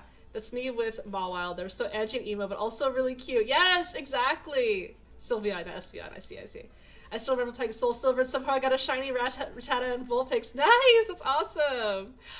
Citri, thank you so much for the raid! Ah! Thank you, Citri! Hello! Hello, everyone! Hello, Citri! Thank you so much! Ah! Raid! Thank you! Thank you, that helps me out so much. And thank you, Citri. Citri is my long runner in the trainer training event. They've done an amazing, incredible job, and I am so happy and so honored to be working with them. So please check them out. Please check out Citri's Twitch, and thank you again for the raid. That really helps me out. Thank you. Shiny Absol is red. It's not gold. Shiny Absol is they changed the black parts to be red. So my first shiny Absol name was Peppermint, and then my shiny Absol in Pokemon Go was Santa, and then I've had a lot of shiny Absols, so. I'm basic. Pikachu's my ride or die. Pikachu is so cute though. Have you played Pokopia, Ferociously Bear? Have you seen the new Pikachu there? So cute. Welcome, Raiders. Hello. My favorite Pokemon is Pelipper, but that's because for some reason I traded my starter for someone for a mine, and then Pelipper became my new starter. I love that. Did you ditch the freebie tutorial run? I mean, I didn't ditch it. I just put it in my PC forever. I'm a big shiny hunter though, so I like shiny hunting in Pokemon. Thank you so much for the resub, Gruthnog. Thank you, I really appreciate that. Oh, that's not what I want to do. Yeah, this training sucks. We gotta come back to this sucky training. I'm gonna use Grilled Carrots here. Again, I shouldn't, it's not very efficient, but it will get Fuku to Rainbow, and she's the only one on speed right now. Thank you for the sub, Citri. Thank you so much. Thank you. I appreciate that a lot. Thank you. And then, do we use our speed ankle weights?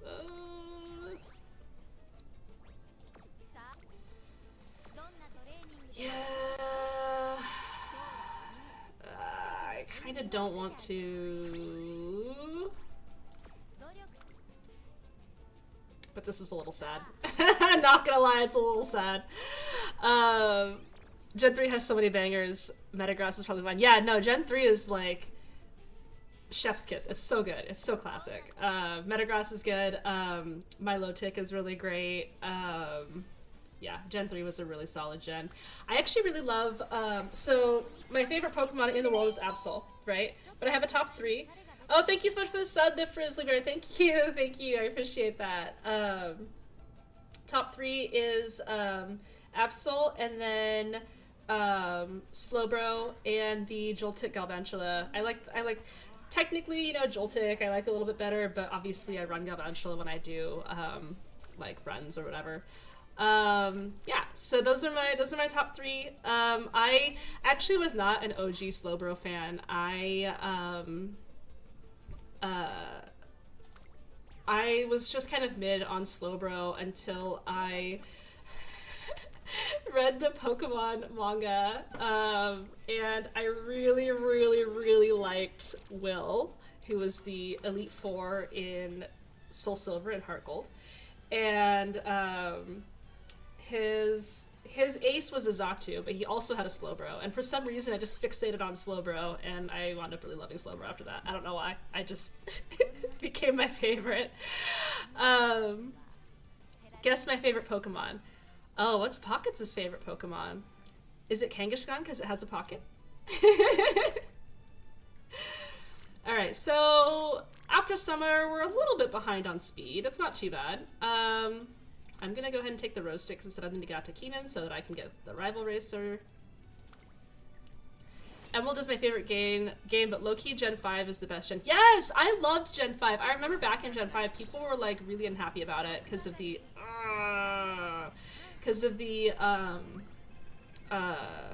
should I clock this? I don't really need to, but it is annoying that I didn't win. I want to win.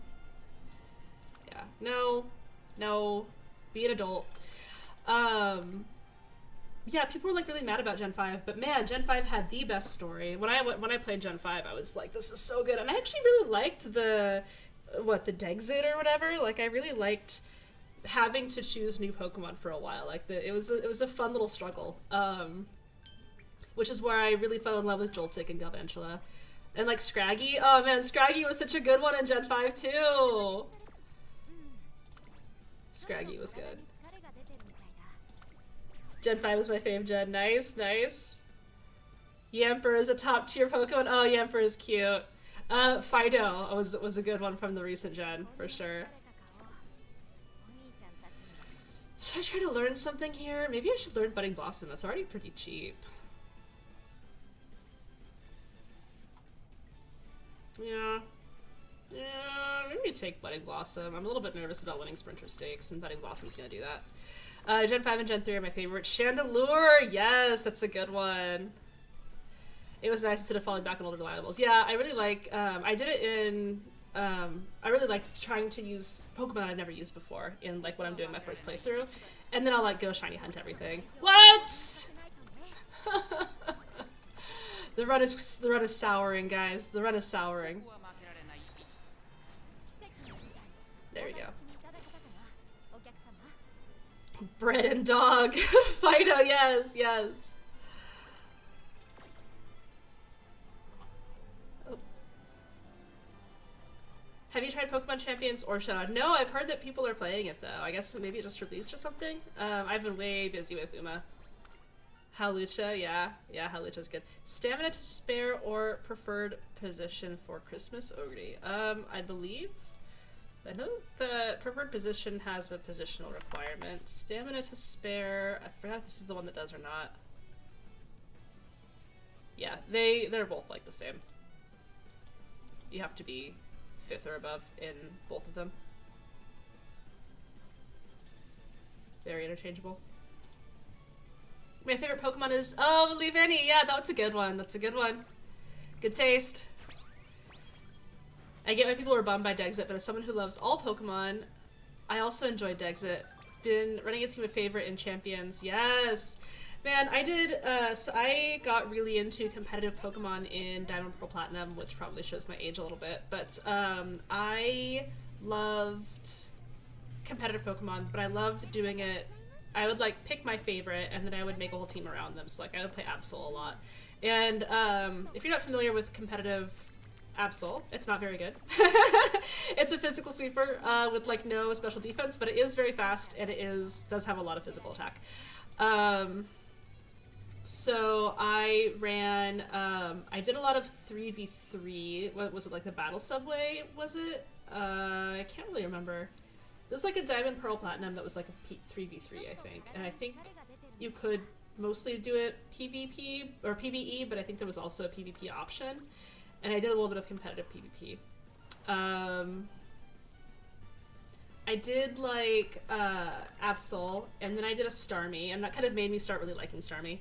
Because Starmie was a really good special sweeper back then. Maybe it still is, especially now that it has a Mega Form. I don't actually know. I don't keep up with it anymore. And then I did, Slowbro was also a good one, but obviously you can't run Slowbro and Starmie together. But like, Slowbro was a good one for like a wall, and then I ran Umbreon. I ran a Toxic Stall Umbreon also, because I love Umbreon. Who doesn't love Umbreon, right? Anyway, so I did all of this. I spent, you know, I had like 900 hours on my diamond game, and then my cartridges were sold at a convention. All of my Eevee trained, Ivy bred, Absol, shiny Absols was gone forever, never to return, and I crashed out so hard that I did not play Pokemon again until Arceus. Until Legends Arceus, which was a very, very good game. I did cry. I cried so hard. It was a whole like little you know, like a holder that had like 4 games in it actually, and the 4 games were Pokemon Diamond, Pokemon the other Pokemon DS games. I think it was like Black 2, or maybe it was just my Black version. Anyway, it was 2 Pokemon games. It was another game that I forgot about, and then it was the original Ace Attorney DS game, which I borrowed from a friend and was very, very expensive to replace, and I felt really bad about that. So all of those games got sold at a convention, and it really killed Pokemon for me for a while, because I was like, I can't get back into it now. Everything is gone. So yeah, then I didn't play until Legends Arceus. I cried a lot. I really did. I really started playing the games recently, so I'm more biased to the newer games, but Gen 5 has a soft spot because I used to play with my dad. Oh, I love that. That's awesome. Mega Starmie is a physical attacker? Really? I haven't even looked it up. That's crazy. I have a soft spot for the Swadloon line. I have a Pokemon D&D game. My trainer caught a Swadloon. Oh, that's cute. I remember Trick Room teams with Mega Abomasnow. Oh, yeah, yeah. I sold my copy of Y that had a full living natural dex on it because I thought I was an adult now. Oh, that's hard, yeah. Yeah, like... Oh, you know what? Actually, I'm sorry. I told that story wrong. I did lose all the games, but I actually did try to play a game after that. I tried to play Sun and Moon. I bought Moon and I tried to play it. And as I was playing it, I was like... the spark was gone, right? Like, from both the game being lost to me and also just like, I kind of was a little bit old for it, and I feel like Sun and Moon were a little bit juvenile, maybe. So like, it was tough for me to really get super into them. Nice. That's exactly what I want. I don't race, okay. And so I was like, okay, you know, Pokemon's not for me anymore, and that's fine. So then I stopped playing, and then Arceus came out, and my friend was like, Cyndaquil is a starter in Pokemon Arceus, and Cyndaquil is, my favorite starter of all time. So I was like, fine, I'll play the Legends game. So I played the Legends game, and it was like that meme of like a bird eating the cracker, like, this is actually really good. Because it was like such a new way to play. Oh man, I loved Arceus. I played the crap out of Arceus. I played it so much. It was just like a new way to play, and it was like a totally new, different experience, and I loved it so much. I did so much shiny hunting in Arceus, because shiny hunting was so fun in Arceus, so yeah, I liked it a lot. And then, yeah, I went to Scarlet and Violet, which was okay. ZA, I was a little disappointed, because I loved Arceus so much that ZA was a little bit, comparatively. It was hard to really match. But yeah. Anyway, sorry I'm talking about Pokemon so much while I'm playing Uma, but I had feelings. I have so many feelings about Pokemon. Oh, I'm really overcoined right now. Arceus is overhated when it dropped. It did a lot of cool things. Yeah, no, it was so good. I didn't even know it was overhated because I like didn't really pay that much attention. Sun and Moon was my first Pokemon game. Oh, base Cyndaquil lover, yes. I just couldn't do sprites anymore, so I tapped out at Black and White. Loved XY, but tapped out again until Sword and Shield. Nice. I've only ever played Yellow because I never owned a handheld after Game Boy Color. Oh, wow. I've been listening while playing Pokopia. Yes, Pocopia's been so good. I've really enjoyed Pokopia a lot. Cyndaquil's a soft spot for me. They were my first starter. Yes, Cyndaquil's so good. Legends reignited the spark for me too. I mean, I did a good job. Reigniting the spark was, yeah. I need to buy 3DS someday. I lost mine forever ago, but I still have all my DS and 3DS Pokemon games. I think I lost FE Conquest with the 3DS too. That or Birthright, I forget which. I hope that you lost Birthright because Conquest is more fun.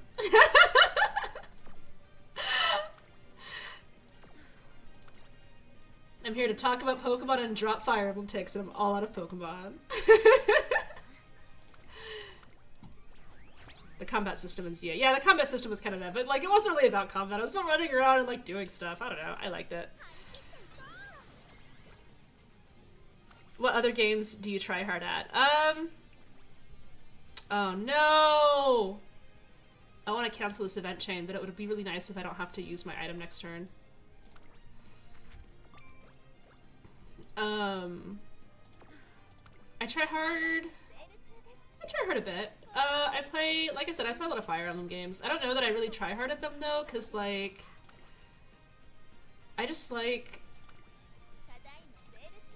playing the characters that I really like in Fire Emblem games. It's impossible for me not to. Like, I'm so attached to my favorite characters in Fire Emblem games that like, there's no way that I'm not gonna, there's no way that I'm not gonna like, you know, play without like Joshua and Sacred Stones or, you know, anybody like that. So, I also used to play like Overwatch. I was kind of like our little team captain in Overwatch, which was really fun. And then I played, I did a lot of raiding in Final Fantasy XIV. It's really hard for me to like be casually into things. So once I get into something, I'm just like, it's gone forever. I'm hyper fixated on it. I want to be the best. I want to do the best. I try hard. I spend hours and hours. I fall asleep thinking about it. I dream about it. Like, it's hard for me. Ray, what are we rating in 14? Oh no, I haven't played in a while. I started to get really bad RSI, and so even though I initially got really bad RSI, so I swapped to a controller, but then it still got to be a little bit too much for me, so I couldn't do it anymore, which was unfortunate. I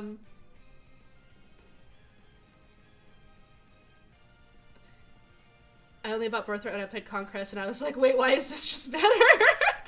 I like the side missions, seeing the day-to-day of people living in Lumiose. Yes, I loved that. Who did you play in Overwatch? Ooh, Overwatch, I started the game wanting to be like a Tracer main. I did play quite a bit of Tracer. I wound up flexing to healing a lot because, you know, my friends wanted to be DPS, which was totally fine. And then I wound up, when Ana came out, I was like, this is it. This is my character. So I wound up being a huge Ana main. I played Ana a lot. And I really, really love Ana. I was pretty good at her, and that was back when I worked graveyard shifts, and so I would play Overwatch at like 4 in the morning, and I'd wind up like playing with like a bunch of Korean players because that's who was up, and so I kind of got like adopted into like this little like Korean player team for a while. So I just like log on and played like competitive with them every night. And they taught me how to like read or like say very, very small phrases in Korean. It was really, really funny. And then then Doomfist came out, and I freaking hated Doomfist as an Ana player, as I should, like, as is my God-given right to hate Doomfist as an Ana player, right? Like, oh my god, it was awful. He has iframes, right? He has iframes during his punches where you will literally land a perfect sleep dart on him and it does nothing. So, like, there's, like, no way to do anything when a Doomfist just decides that he wants to kill you. And so I tilted out so hard after Doomfist that I switched to a Sombra main, and I played Sombra, because Sombra was, like, the hard counter to Doomfist. Whenever their Doomfist would make me mad, I would tell my team, like, I'm switching to Sombra, and then they would, you know, switch around me. And so then I would just play Sombra. And like ruin the Doomfist's life, and they deserved it, right, for playing Doomfist. Oh, I hate that character. And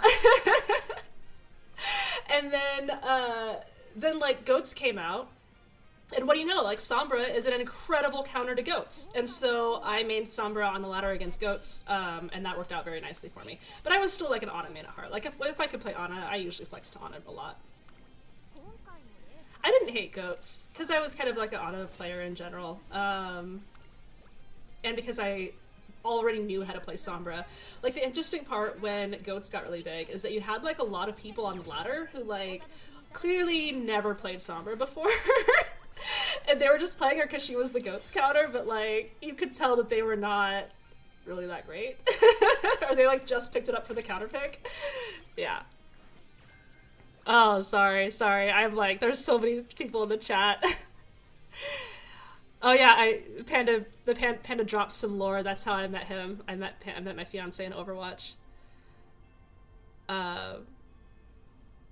Moira main for life. Yeah, Moira was good.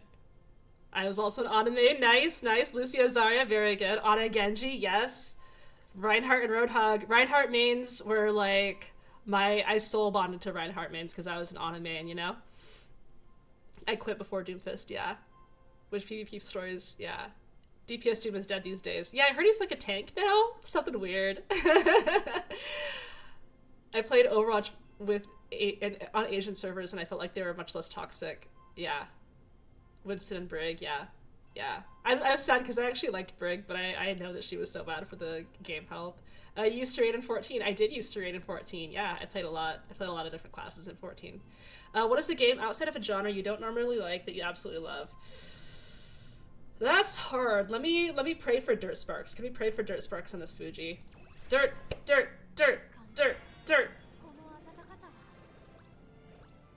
Ah! No! Why do I get the mile and not the dirt?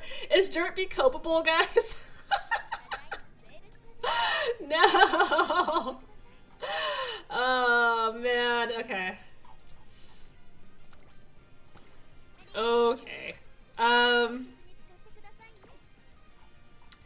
What is a game outside of a genre you don't normally like that you absolutely love?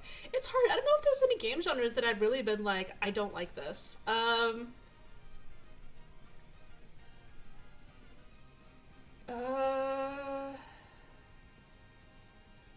I like a lot of game genres. Like, I don't think that there's a game genre that I haven't liked at some point.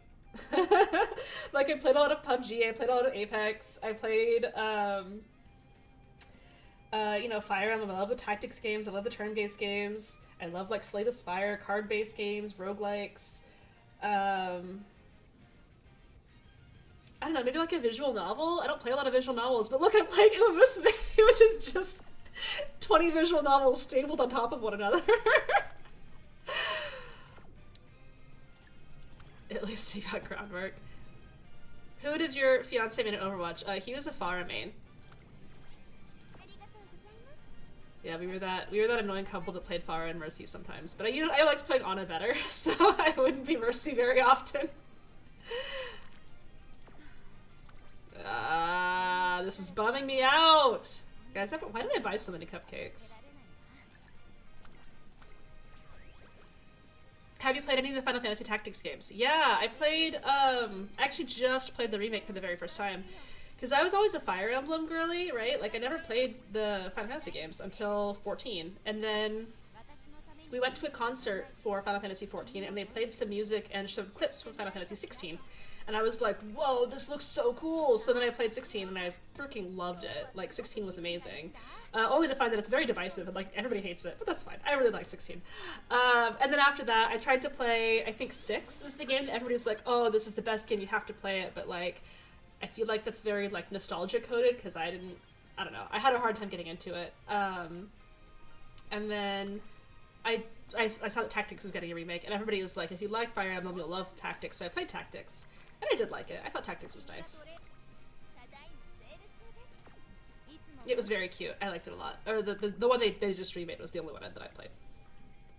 Oh, I played, that's it. I played Final Fantasy Tactics Advanced on the GBA, and I love that. That was the only Final Fantasy game I'd, like, ever played as a kid, right? The one where you're, like, a sick child or something. And so, like, people would be like, oh my god, Final Fantasy is so great. I love Cloud, I love Sephiroth, and I'd be like, I love Moot, and they're like, who the crap is that? Like, who? What are you talking about? But that was my cross to bear as a child.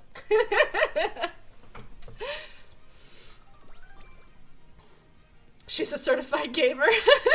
Any fighting games? I used to play, when I was a kid, I really wanted to play Soul Calibur really badly, but we didn't have a console for it. but I got to play it a couple times and I really liked it. Same for Smash. I didn't have like a GameCube, so I couldn't play Smash, and I knew that there were Fire Emblem characters on Smash, so that made me really upset because I could never play it. So I never got to play Smash. But I did play a lot of,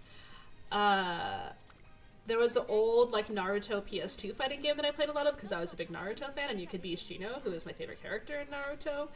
And then I played a lot of, this is a real deep cut for the fighting game fans, but I played a lot of Bloody Roar. I really liked Bloody Roar. That was a good one. I don't know what they've done since, but I played like Bloody Roar 3. I put like hundreds of hours into it when I was in high school. FF Tactics is my favorite game, yeah. 14 is the only mainline FF game I've ever played, but Tactics Advanced, yes! Did you ever play Kingdom Hearts? I didn't. I didn't have a, I did have a PS2, but I didn't have the finances to buy Kingdom Hearts when I was younger. I mostly had to play games that my stepdad had on PlayStation, which is why I got to play Bloody Roar, and why I played a lot of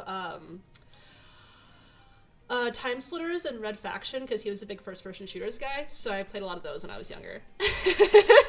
That was my favorite, yes! I liked Moot, yes! Shaking your hands so much! Ray and I are both holding hands. FF Tactics Adventure is so good, I love that game, but I could never finish it because I accidentally got rid of one of the needed quests! So no! I think people dislike FF16 because they have expectations of the series that it doesn't align with. Yeah, that was the impression that I got.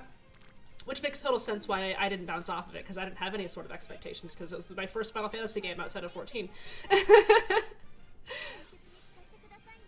Soul Calibur 2, nice, nice. Bloody Roar, enjoy, you're in the wild. Yes, I loved the mole guy, the ninja. I loved him. He was like my main. I knew all of his combos. Nobody ever wanted to play the game with me because I would just play him and like kill everybody. Yeah. Bloody Roar, I haven't heard that in ages. Yes. Naruto Ultimate Ninja games, yes. Why are you always laughing? I'm sorry. I'm sorry. I don't know. I'm sorry. I'll try not to. I'll try to be more somber. I'm sorry. No, like it's I'm self-conscious. I think I'm a nervous laugher, so I'm self-conscious about it. I didn't notice that I was really doing it, and then somebody was like, Ray edits sound clips of her laughs into her videos, which I don't do, by the way. But it was so weird, and I was like, do I really laugh too much? And yeah, so sometimes I think that I do. I'm sorry, I'm sorry.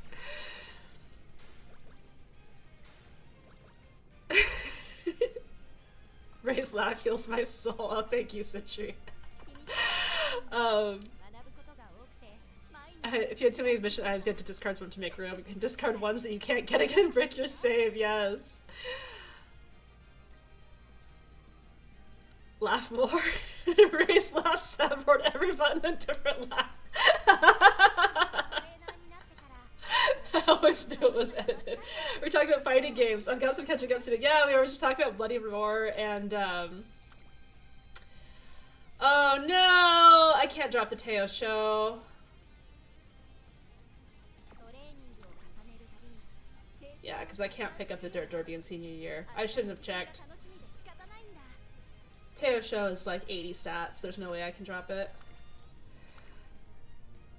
This is a very serious stream. Too much filled with whimsy and joy. I also laugh as a reaction rather than actually laughing. Yeah, yeah. It's just part of my affectation, I guess. Laughing when you're nervous is very normal. Thank you, thank you. Ray is just the Joker. Next video should be 5 hours of silence randomly interrupted by Ray laughs. Guys, the laughter is good for our counts, okay?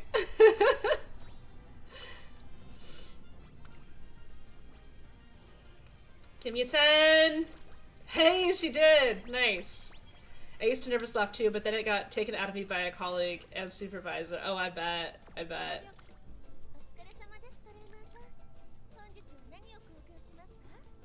Honestly, I haven't been paying a whole lot of attention to this run.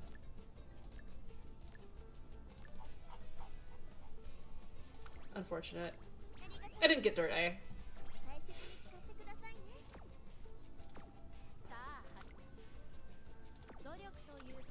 am gonna have really nice stats, which makes me sad. Insert opera L. Oh, I know.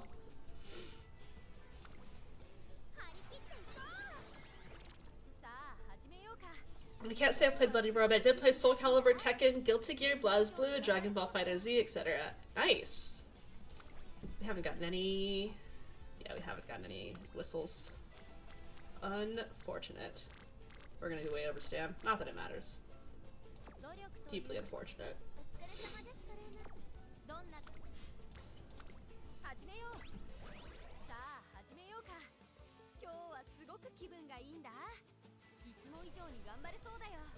Too much fun. Not enough attention to Fuji. Oh no, that's why she didn't get Dirt A.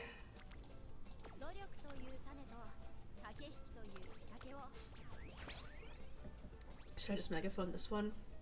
Or wait, this one? I think I should.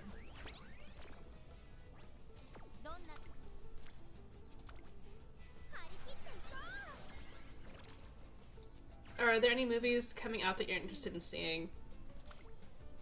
I'm a... Ooh, hello.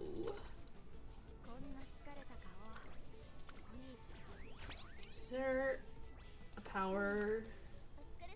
There is. Nice.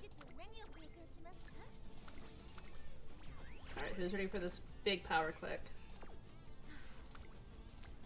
Yeah, look at that.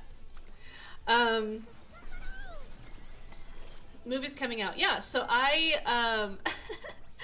I am a Survivor fan. I'm actually a recent Survivor fan. I hadn't watched a lot of Survivor until like a little over a year ago.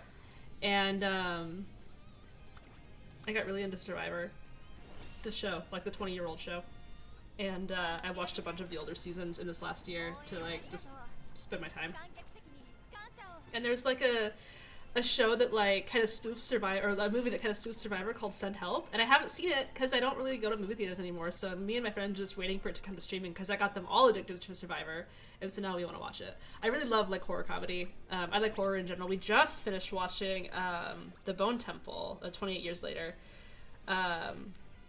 Me and my girlfriends, we like scary movies, like we like horror movies, and so we just finished watching. We just did a big marathon where, because I had never seen 28 Weeks Later or either the 28 Years Later movies, and so the last like month we've just been watching one per week together, which has been really, really fun. That's where I watched The Bone Temple, which was cool. That movie was messed up, guys. That movie was really messed up.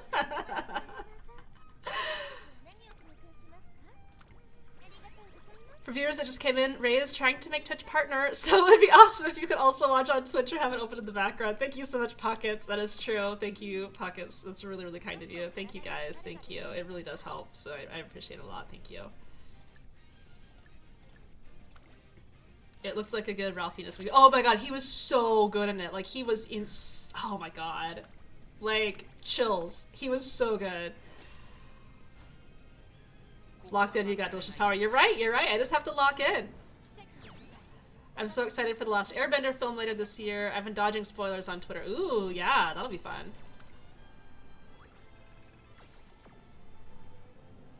Love horror flicks, yes. Nice, nice, nice. I'm on Twitch too. Thank you, Examen. Thank you. Thank you. I really appreciate the support. It means a lot to me. Thank you so much.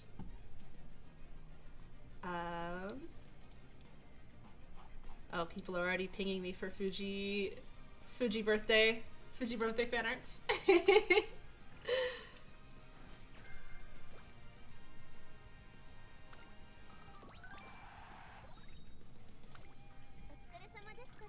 I have not been very energy blessed this run.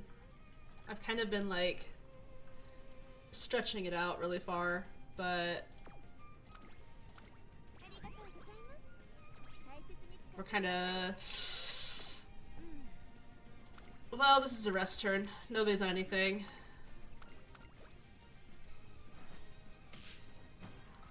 Hello, hello. Yeah, yeah. So yeah, I like a lot of horror movies. I like... Again, like, I'm not super picky when it comes to movies. I think I've told folks before, like, I'm a big musical fan, so I like a lot of musicals. I like a lot of shows. I'm a very cultured person.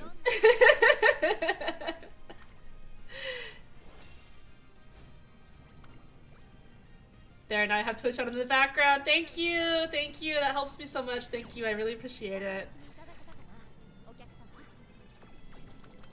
Thank you, thank you, thank you. I'm tired of doing parrot runs, but I just really want to get Umastan on Doto and it's not been happening. Ah, that is frustrating. Did you hear about the Backrooms movie? I've seen, posters for it. Here's the thing, right? Like I just said that I like horror movies. You all heard me say that, but I'm such a huge wimp. I cannot stand jump scares, right? I'm so bad. And so, like, I can't... Sorry. I can't watch horror movies. Ah!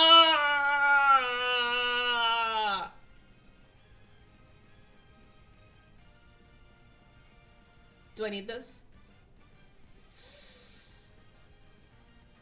Yes. Because...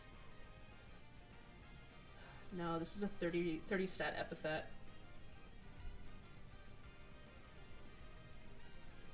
Kinda.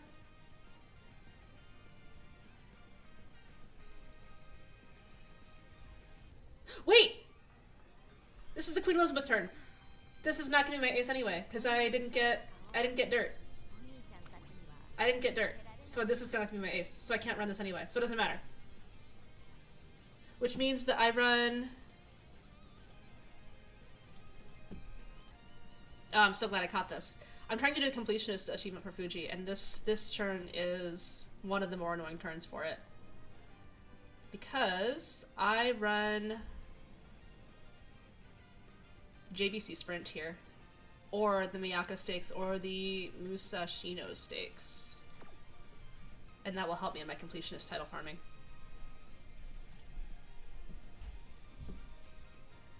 But that was a really nice stat.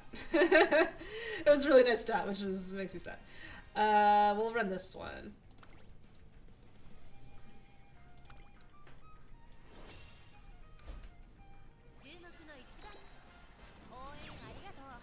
Okay,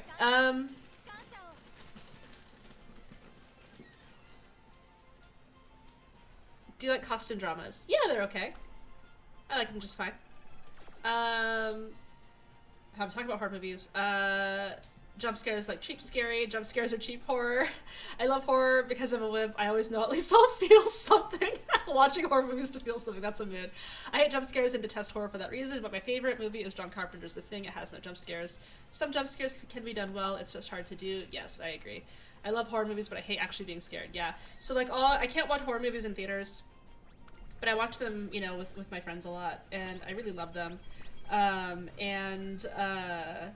I will, like, look up, like, where jump scares are in horror movies, but I also, like, I've just grown to really, really like horror movies in the sense of, like, I feel like horror movies, really just, like, scary movies in general kind of have this capability to, like, have, like, a social commentary on things that you don't really see get talked about a whole lot, and I really, really enjoy experiencing that, like, you know, when you're talking about, like, Hereditary, and that's a movie that's about, like, generational trauma and, like, you know, toxic family values and, like, how, you know, you can pass down these horrific things that maybe you don't intend to, and, like, or how, like, families just don't talk about things and you need to talk about things. Like, it's so cool because, like, it's a really interesting way of exploring that by, like, personifying this anxiety that a lot of people already feel when it comes to family stuff.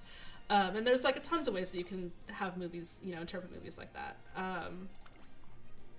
So that's why I really like horror movies. Not necessarily just because they're, like, scary, but yeah. My favorite horror movie was Cabin in the Woods. Oh, that's such a good, like, that's such a good, like, a horror movie for people that don't like horror, right? Like, it's so good. This is a good movie. One of the very first movies that I watched, horror movies that I watched was Silent Hill, like the first movie that came out about it. And oh my god, it was so scary. It was, I couldn't handle it. But then, the only, like, every time somebody was like, let's watch a scary movie, I'd be like, let's watch Silent Hill. Because I'd already seen it, and I already knew where all the jump scares were. So, like, it was really easy for me to, like, No, like, okay, this is where, like, the crazy, screaming, ash fire toxic babies are. So I can just close... Fast learner! No. So I can just close my eyes here, it's fine. So... I just watched Silent Hill a lot. Hereditary is my favorite horror movie, yeah, yeah. And I start to overthink how the premise could apply to my own life. Yes! Yeah, or like, you know, you have like Get Out, which talks a lot about like appropriation and things like that. Yeah, I really like horror when it's kind of used like that. I really like a lot of like Flanagan stuff. Hush is probably one of my favorite movies. It's just like a home invasion movie, but it's so good. Like, it's so well done. I really like Hush. And then of course, you know, all the other stuff that Flanagan has done is really nice. Haunting of Hill House was like, that one got me. Hereditary had my whole heart for the first 2/3. I hated the demon pivot so much. Yeah, it's tough. It's tough. Yeah. Have you considered it's not that deep? I despise it when people refuse to let someone dig into deeper themes, intentional or otherwise. Yeah, like, I really like, The Descent is another one, which is, like, about, you know, the cavers or whatever, but, you know, the character, like, I feel like the Descent is a very feminist film because it's about, like, her losing her husband and daughter, and then like she kind of goes through this like maternal rebirth throughout the movie, which I find really interesting. Yeah, I don't know, I like it. I already have 360s, right? Yeah, this is rough. This is not a great place that I wanted to be when I was ending. I should have used more items as I was talking. I was just yapping. Too busy yapping about movies. Horror can be very moving when it has something to say, yeah. I don't like the horror genre, but I do enjoy horror films like The Shining, yeah. Five Nights at Freddy's was a decent PG-13 horror movie. I haven't actually watched it. I have a friend who's been wanting to see it, so, ooh, nice. So I should watch it. It's crazy how Five Nights at Freddy's is responsible for creating a whole new genre of horror and ended up with a huge kid fan base. Yeah, that was weird.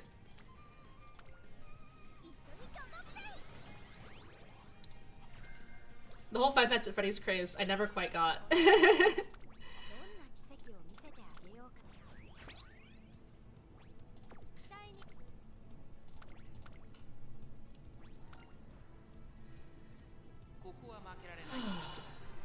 Costume period dramas, though. Somebody asked about that. Those are really good, too. I don't watch maybe quite as many of those. I like, I don't know, like, historical, like, night kind of movies, you know? Like when you have, like, your it's not a good training turn. When you have, like, your, like, Arthurian stuff, I like that a lot. But, like, the Victorian stuff, not quite so much. I kind of like mascot horror. Nice, nice. I'm not knocking it. I just didn't quite get it. Coraline? Oh yeah, Coraline was good.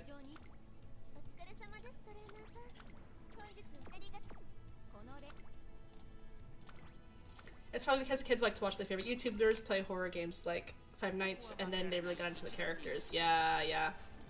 Yeah, that makes a lot of sense.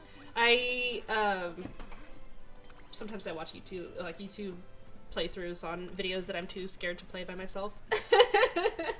I watched, oh, what was it? It's the Silent Hill one with, like, the big lady. I watched somebody play that on Twitch, which was fun. Or not on Twitch, on, like a Let's Play, which was fun.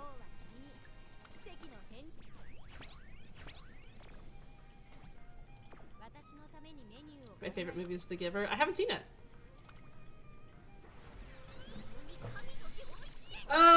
If only this had gotten Dirt. But at least now we know that, like, this kind of role is possible, right? This is a much better role than my other ones. This is sad. This makes me sad. My other ones are fast learner, though. And so it's gonna be tough to match that. Coraline is one of my favorite movies of all time. I love stop motion. Yeah. Yeah, it's good. I liked, What's that other stop motion one? By... Oh, it starts with... Leica? Leica Studios? Is that it? There was one that I watched that I really liked. Oh, I did mean Resident Evil! Sorry, thank you, lovely Magic Pegacorn. I did mean Resident Evil. This is nice. Unfortunate. Unfortunate. Also, I didn't get Kiri-san to finish. Belatedly. Realizing that. Okay, this is not viable, so we're just gonna buy whatever. Groundwork pace. Right?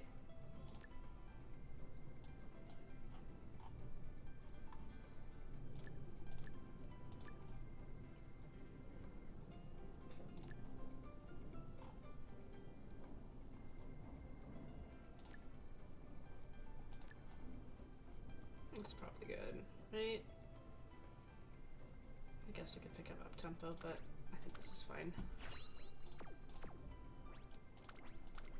Alright. Spark time. Place your bets.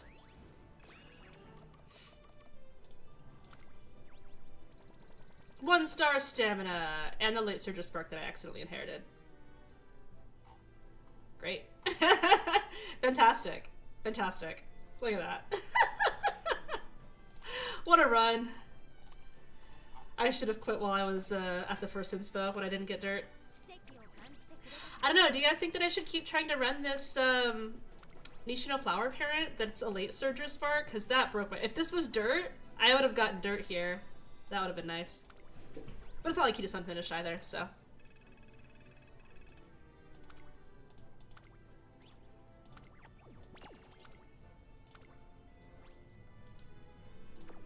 It's just tough because, like, in order to run Fuji in this dirt thing, I'm like having to use really scuffed sparks because my account doesn't have very good dirt sparks.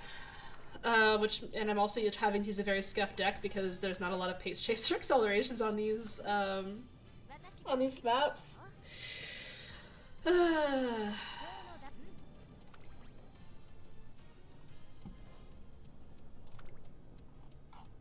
That was tough. We have one late legacy and one mile legacy, and we got both, and we didn't get any dirt, which was on the other 4. I can't borrow from people outside my team in this event. That's my burden. There's probably not many other options unless you want to make another Nishino since you can't borrow. Yeah. Yep. It's true. It's true. Give me 1 second.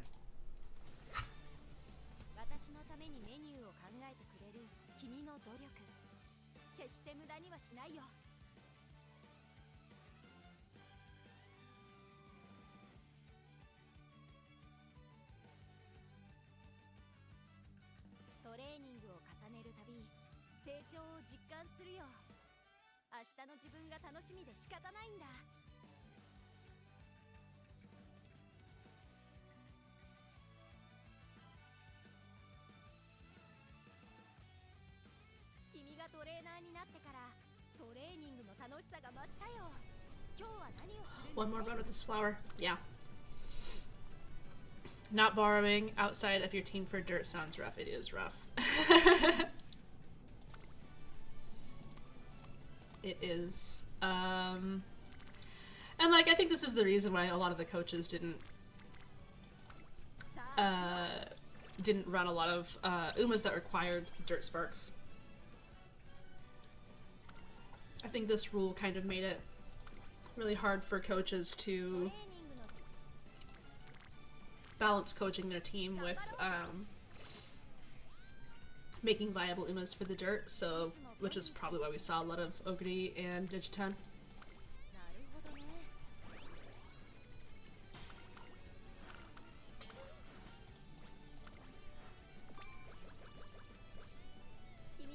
Not many other options, unless you want to make them the Nishino.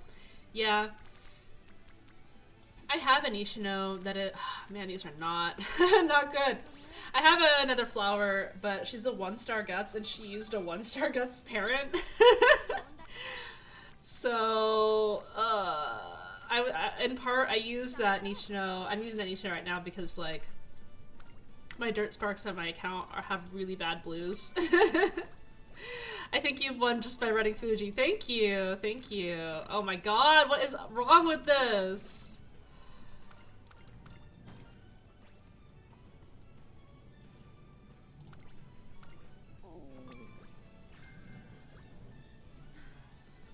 Oh. Talk to Me? Talk to Me was crazy! I watched Talk to Me, that was good.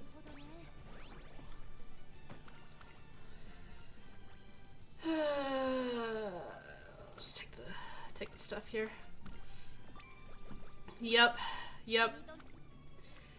So yeah, like, I have realized that I'm really suffering by running, you know, all of my 1-star blue parents just to get the Dirt Sparks that I need. So I, like, did a couple runs to refarm for Dirt Sparks. Did not go very well, except for this flower that, you know, got 3-star late, of course. I love that you're running your Oshi for dirt races for this because it shows off what you can do outside of the meta. Thank you, that's my hope.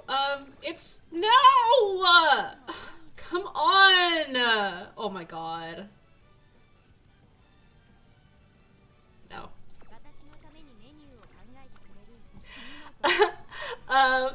Awkward timing to read that message and then have that happen. That's my hope. It's tough because it's like, I'm not gonna win. And like, I don't know, I have a little bit of a chip on my shoulder sometimes because it's a little tricky. Like, I feel like I really want to measure up, you know? I want to show people that I can be, like, good at the game. I want to, like, kind of prove myself a little bit, I guess. And, like, so doing all of this and knowing that I'm putting myself on a bad foot, it's a little tough sometimes to come to terms with, but I'm doing, I think, what represents me the best, which is, you know, running my favorite character. So I think that's something that I need to kind of, like, make sure that I focus on, right? So I'm not, like, getting too caught up in who's winning and who's losing, because I know that I'm not winning by making the choices that I've made, and I am okay with that.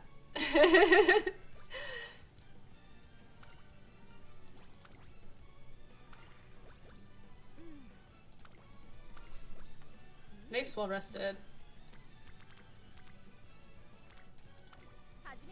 That's really hard, yeah. But you know, everybody in the community has been so awesome to me, right? Like, it's hard, I can't really complain. And then I failed Fuku, I passed Fuku last time.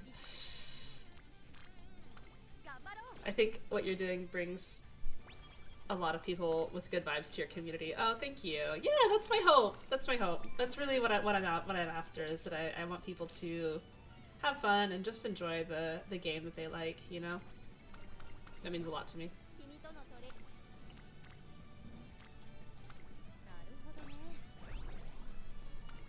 All right.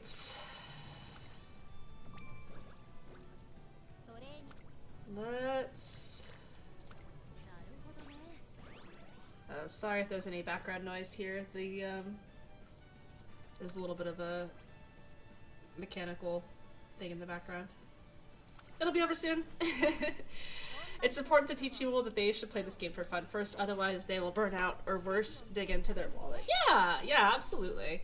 And something that really made me feel like, kind of emotional was, you know, my team members, when we were getting to know one another a little bit, they were like, yeah, like, I was really hoping to get you as a coach because your approach just about using your favorites, or your video about using your favorites, really spoke to me, and that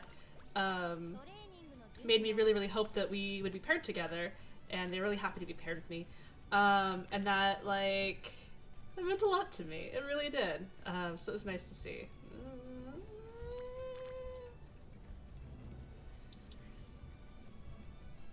See, it's interesting here, right? Because, you know, hashtag teaching moment. I have 1 turn left before my debut. I'm gonna run my debut next turn. Kita-san and Bijan are here. They both need to get friendship level up. This is speed. This is a good click. It's a 0% failure rate. But my debut is next turn. Which means that the shop unlocks next turn. Or, you know, turn after next. If the shop unlocks, and I know that I get 3 free turns, if I don't run the G3 sprint, which I don't think I usually do. Once the shop unlocks, I get about three more turns to train. Usually in the first shop there's a megaphone. So what I've been doing is I've been buying the first megaphone and then using it immediately, and then using those 3 free turns. But if I take the speed, my energy is going to be too low to train those 3 free turns that I'm getting with a megaphone. So it's tough, right? It's a tough decision. I'm really just gambling on this one or getting something kind of equivalent next time. I really like this training. My other option is to rest here. Resting wastes a little bit of energy. But I get the megaphone for 3 turns, so I think we rest. Gamble. We waste even more energy because we get them all rested there. Definitely appreciate the gameplay approach from an Oshi competitor POV. Anyone trying to be good or just have fun can both gain from your content. Thank you. Thank you. I try. I like being competitive. I've always been a competitive person, which is another reason why, like, this kind of approach of, like, knowing that I'm probably not going to do well, like, I try not to let it bother me. It does bother me a little bit. Because I am a competitive person. I like winning. But, like, you know, I wanna have that effect. There's that 40, and I just want to buy that because I forget sometimes. Of course it's all on guts. Where else would it be? Wait, did I not buy it? Oh my god. Give me the items, please. Alright, and then we do our training. Boom. I get more stats. Training. Like an identical training to the one that I just gave up. I'm back. How have the runs been tonight? The first one was really nice, except I didn't get dirt. And I said that I would re-roll if I didn't get dirt, but I didn't get dirt and I didn't re-roll, and then I suffered for it. This is the Nagato Kina turn.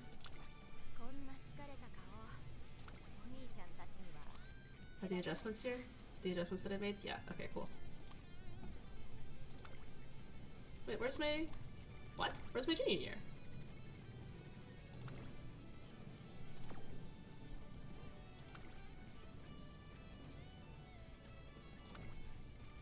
My junior year's gone! What happened? What happened to my junior year? Did I accidentally, like, load it in too late and then overwrite it or something? That's funny.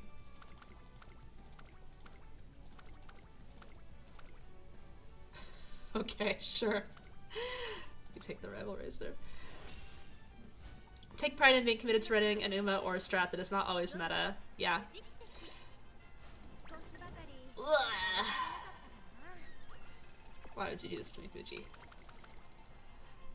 Even when I'm not playing fighting games, I still have my competitive drive in Umusme. Yeah, yeah. I mean, it's the same when I'm like, you know, like I mentioned, I used to do like a lot of Overwatch or a lot of Apex and stuff like that. I'm surprised nobody has been asking about Apex. I thought that was still pretty big. I haven't played it in a couple years though. I was a Loba main. Before Loba, I played a lot of Wraith because I got the kunai, and I was like, oh, I gotta make it worth it. So I played a lot of Wraith.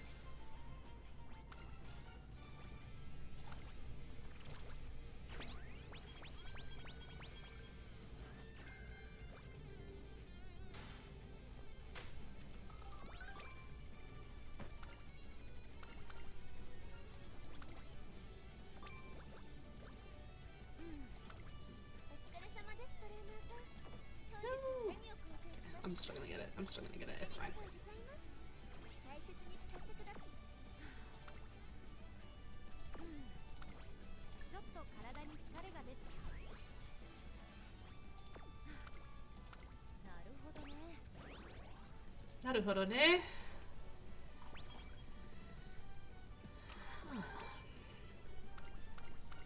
Loba mains! Yes, loved playing her. She's great. I really liked her. I really liked, some of my favorite roles in, like, team-based games is the, hybrid DPS, support. And Loba is, like, the perfect encapsulation of that, right? Because, like, she supports the team, but, like, she really supports herself the most. And I love that. Like, that's so fun. I loved her movement. It was very similar to Sombra. Yeah, I really liked it. Did you ever play Escape from Tarkov? No, I've heard about it. I have heard of it, though. Is that the one?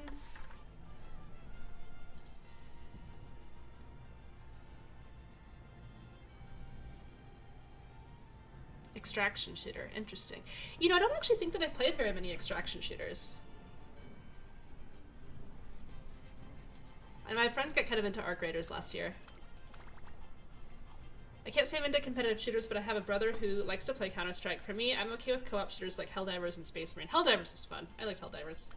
I didn't play it for very long, but it was fun. Support and DPS say less, Moira player. That's why I played Ana, man. Or like Sombra was also a very good support DPS.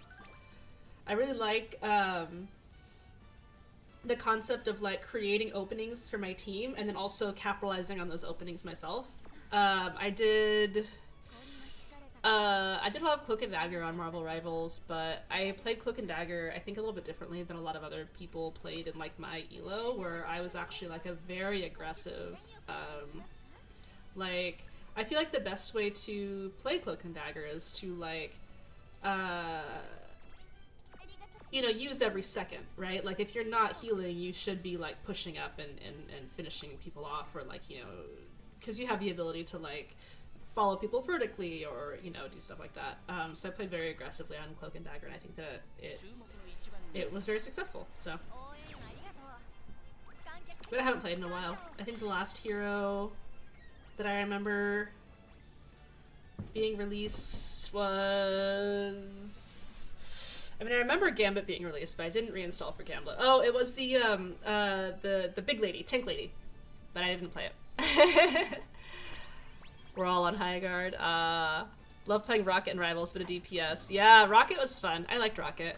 After they nerfed his, was like the mobility, I was like, nah. I was so over it. The mobility nerf really hurt me personally, because I was like, I was the Rocket that nobody, that like, you know, bounced everywhere. I actually have a video, it's old on my YouTube, but, and so I wound up, removing it so that I could, you know, not have just like random videos of other games while I was focusing on Uma, but I privated it, but there's a video on YouTube of me like stalling the point for literally like 2.5 minutes in overtime on Rocket. It was crazy. It was so fun. I loved Rocket. Angela, yeah, that was it. My 50th Chio run just to lose to Christmas Ogre. That's how I feel about running Fuji in CM12.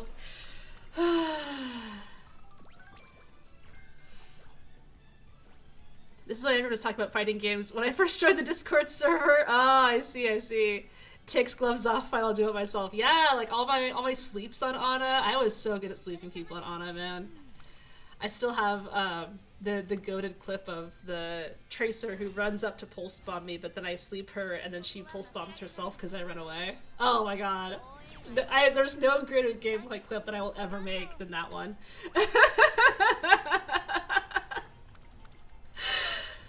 I think I turned it into a GIF and I have it saved on my computer somewhere. It's like a, you know, 7-year-old clip.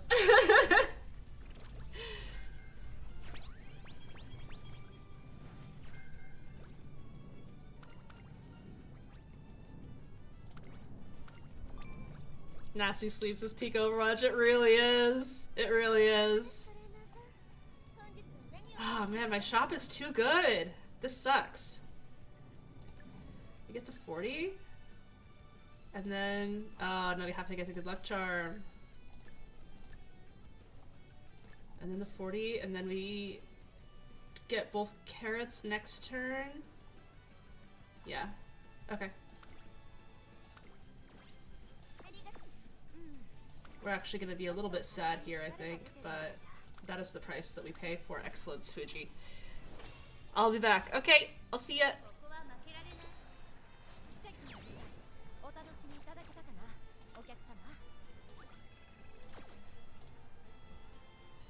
If I don't hit a better Fuji, I'll be kind of sad.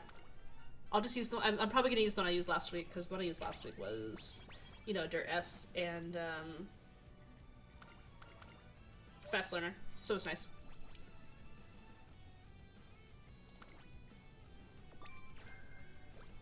Does Fuji dab if she wins? It depends on your definition, but kinda, yeah.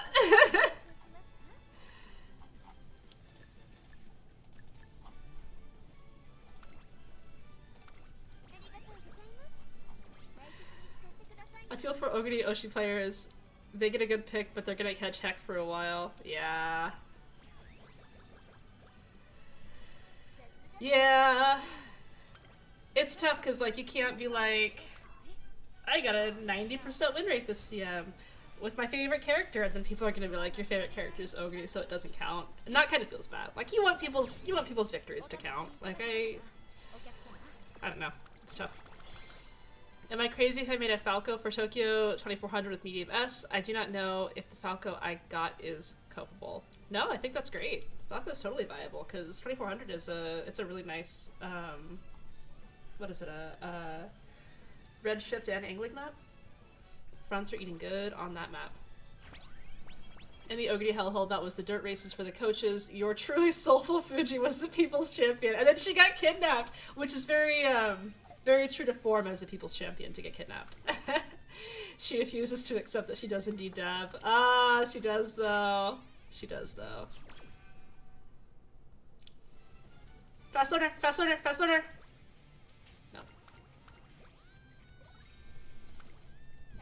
Not getting fast learner there is actually pretty tough, because I... 3 turns. That's unfortunate. Because my best Fuji was already a fast learner run, but it was made with really bad sparks. I have to rest here, or I can take an energy. That's not really gonna do me any good because there's nobody on wit anyway, so I'm gonna rest here.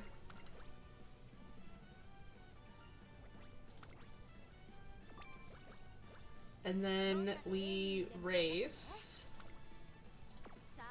I can still catch these, right? Yeah, then we race. Love it. Wakagami stakes, let's do it. Sorry, Wakagoma stakes. And then we can buy more stuff in the shop.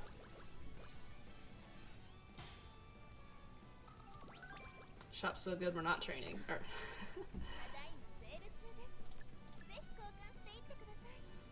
Alright, we're finally caught up on the shop now.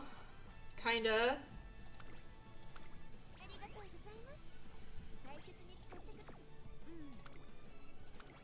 We need to race more! Catch up more on the shop!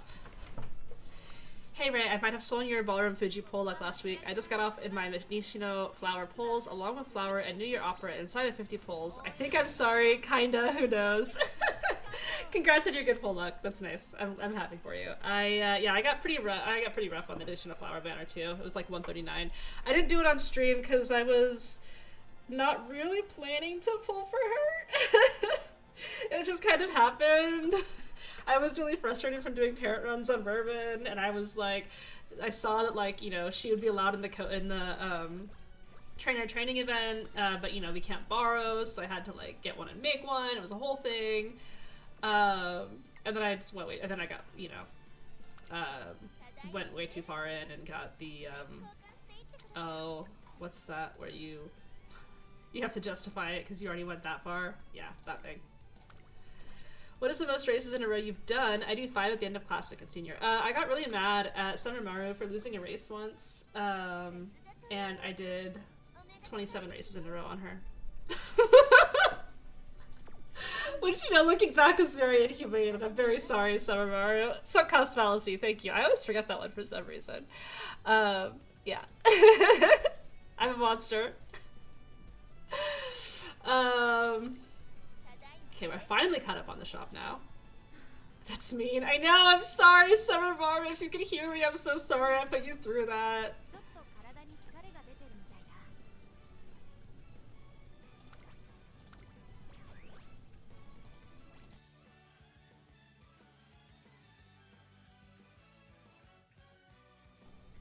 Oh, sorry, I had to sneeze.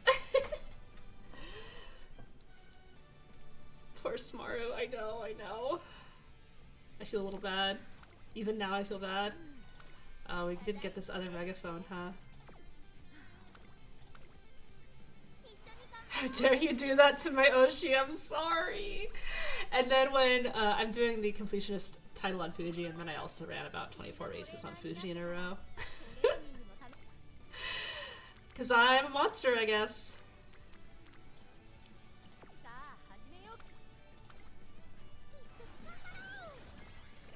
Apex mentioned. Yeah, I used to play a lot of Apex. Me and my friend group, you know, we were, especially during COVID, we, like, played games, like, every single day together. And so we just, it's kind of like the trope of, like, man, I really wish that I had taken a race, actually, now that I think about it. Kind of like the trope of, like, every night, 6 p.m., your friends just kind of get on voice. And you're like, you know what everybody gets on voice at 6 p.m. It's just like an unspoken thing that everybody does at the same time so you can play the new game, which, you know, it went from PUBG to Overwatch to Apex to Final Fantasy XIV. Always fun. Dirt. It's gotta be dirt. It's gotta be dirt.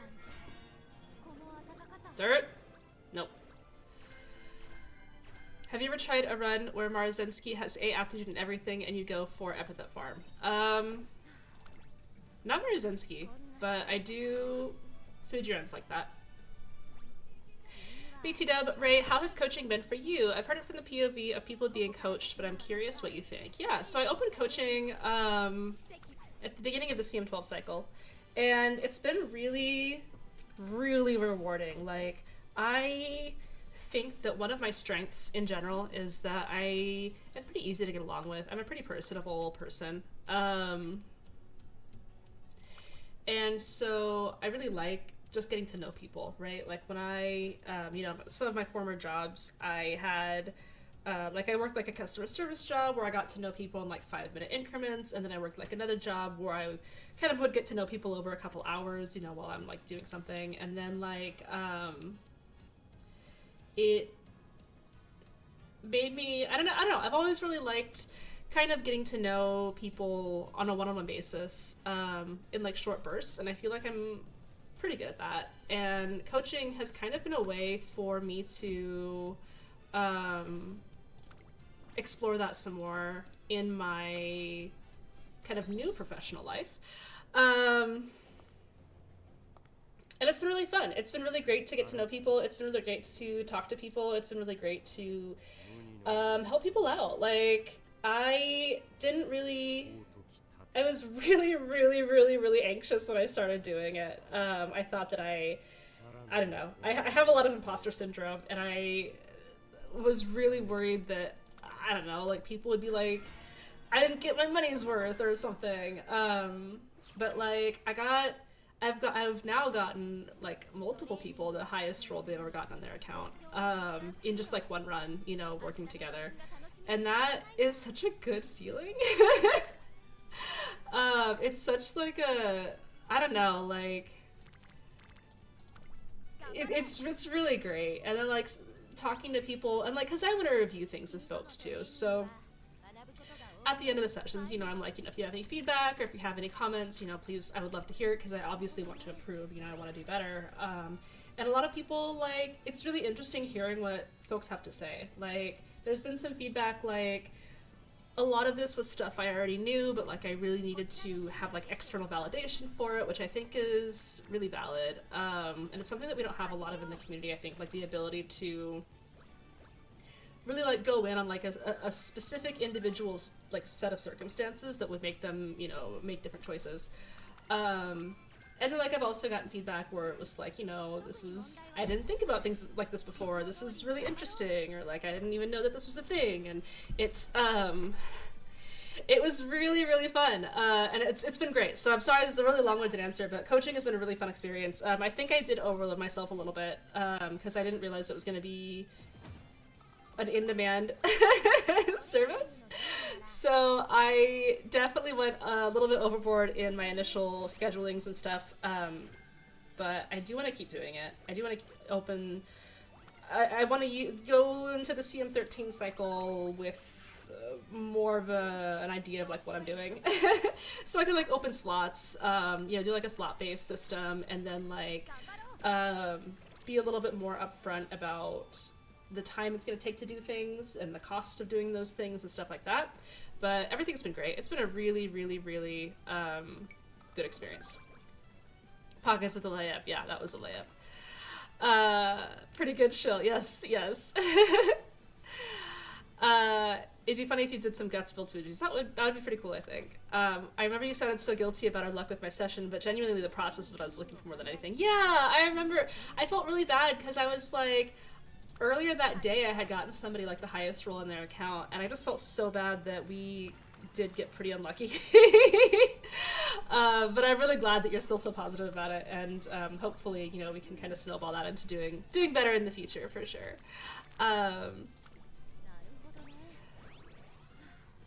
Were there any good for the account spooks on your flower pulls? I got Hishiyama, who I already had, and I got Fantasy Grass, who I did not have. No! Wait, what? Oh no! Wait, is this the good one? Wait, what was that? I forgot she had a good what?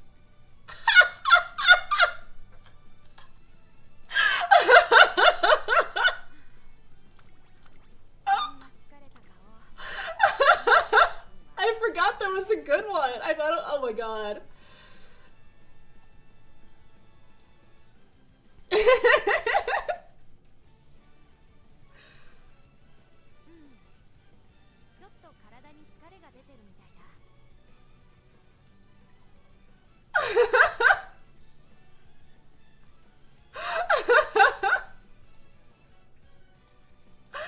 I've only ever seen the bad outcome from that. She saved me. But yeah, then I also got Fantasy Grass, who I did not have, so I'm glad for the, you know, it's good for my account.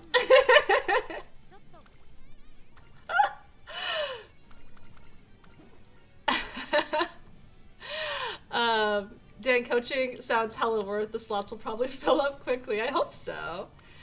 Like people not having all the meta cards at MLB, so that's the advice of so many videos assume. Yeah, exactly. Or just like, you know, there's a lot of like circumstances that you run across like in the middle of runs even that you're like, there's a billion different ways that runs can unfold, and so being able to react to them, I think, or like talking someone through thinking about like a couple turns ahead, or thinking about your energy management, or thinking about like what's in the shop and stuff like that, I think is really helpful. Checking your trainings, like that kind of thing. 100 pulls into Nishino banner, and you inspired me to pull until I hit. Oh no, I got Tosin Jordan V Bourbon. I got who I full pitied. Oh no, I'm so sorry, Kokami, I'm sorry.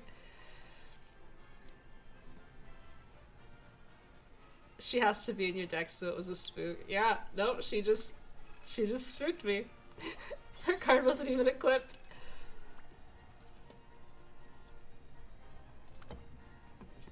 I hope this is the run. I hope this is the run because I know that Pick is doing a lot of acupuncturist card runs, and I really want to tell Pick that I I got the acupuncturist event in the Fuji run that I'm using. Oh, that's nice, that's nice. Oh, I wasn't thinking! As usual. I messed up the thing that I was talking about last round.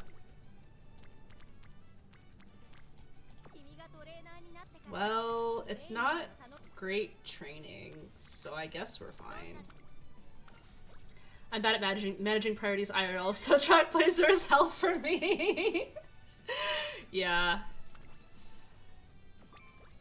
I'm very organized in video games, but I'm very bad at being organized in real life. We'll still pop this.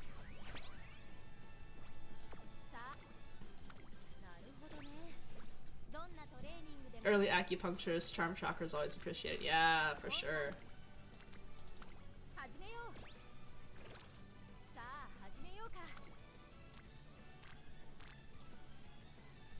This is the Niigata Junior Stakes. It's not even a rival race though. I think we're gonna skip it. We'll see what happens.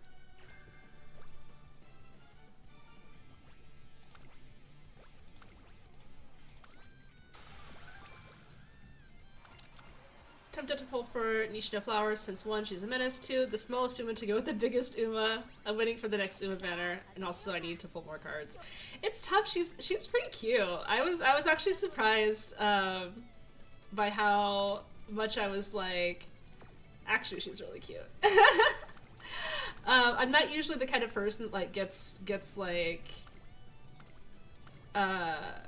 like the cute tropes, you know, are not usually like my cup of tea. Not that I don't like them, just that like they have no power over me.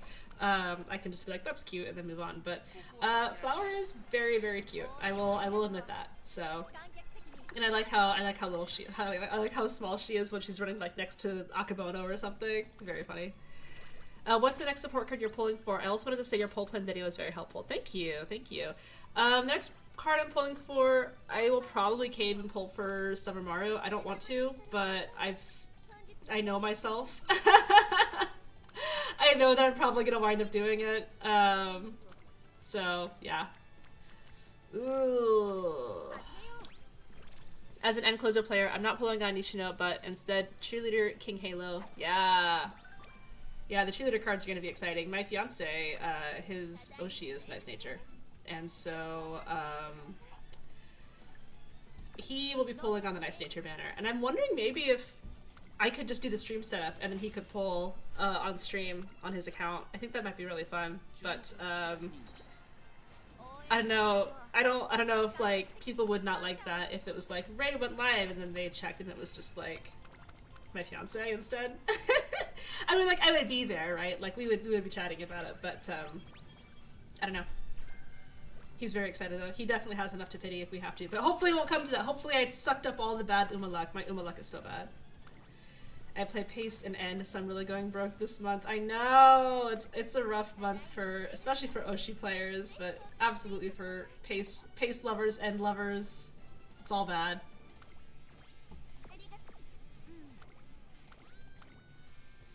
Always happy to watch gacha pulls. Yeah.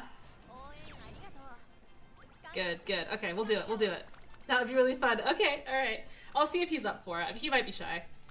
It is, you know, going on stream for everybody is a lot. Pull with your fiance, yeah.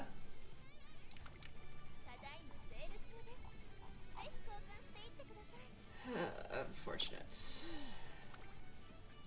That is really nice, though. Soul Charm it.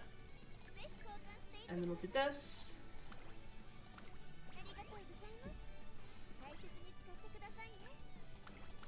We appreciate Mr. Fiance and his peak taste. Yes, good. I'm glad. I'm glad. He does have peak taste. Nice Nature is very cute. Nishino story is so sweet. It definitely made the 160 pulls worth to me. Oh, I'm glad. If you're both there, it should be fine. People do viewer polls with voice chat enabled all the time. Oh, that's true. That's true. I didn't think about that. So many people miss the special ability of the Mario speed card. Training mode is based off of training level. Yeah, it's really good. I try to do triple end unless it's unviable, or if I have another fun strat in mind. For instance, I'm doing double end in Aries, and then double end plus late Doto after that. Oh, nice. And Christmas Ogre is pretty fun. I think she's cool. Nishino Flower makes me jealous of her parents. Oh no. I haven't read her story yet. I didn't know the reason Say and Sky and Nishino are close is because they're from the same farm and remaining partners IRL. Yeah, I heard that I knew they had the same owner, so I assumed they were from the same place. We can just barely make getting all the items that we need, which is nice.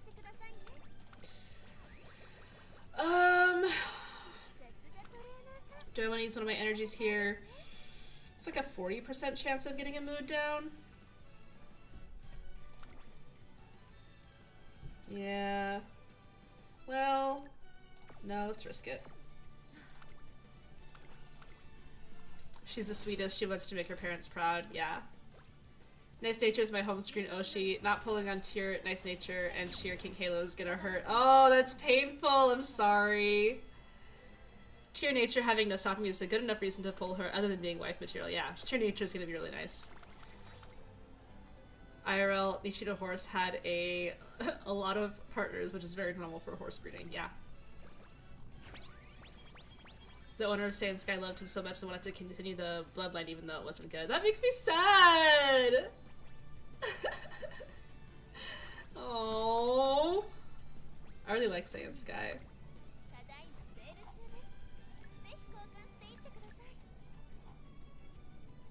Man, am I race? I don't think I'm racing next turn.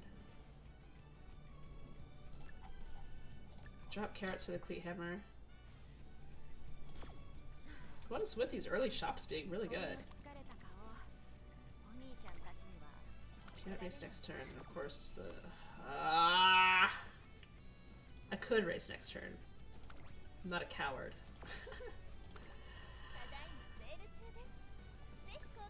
I don't think racing next turn is worth picking up carrots, though. We get a- oh yeah, that's right, we get 100 from just doing this race. We're fine, we're fine, we're fine. I don't know why I was freaking out so much. Hey Ray, how's it going? Hey Wombat, it's good, it's good. I'm just hanging out, trying to do some Fuji runs for this event that is tomorrow because I won't say that I procrastinated because I didn't procrastinate, but I have been really busy trying to make parents for CM12 and that hasn't been going very well. So I'm really behind on a lot of my UMA goals. Yeah. Saiyan and Flowers owner is hospitalized at the moment. Yeah, I heard about that. But yeah, so I'm really behind on a lot of my UMA goals, which is a little upsetting. I wish that I could get good UMAs.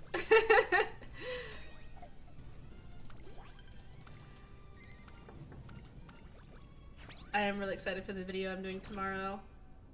I worked a lot on it today, and I think it's gonna be good. Let's see.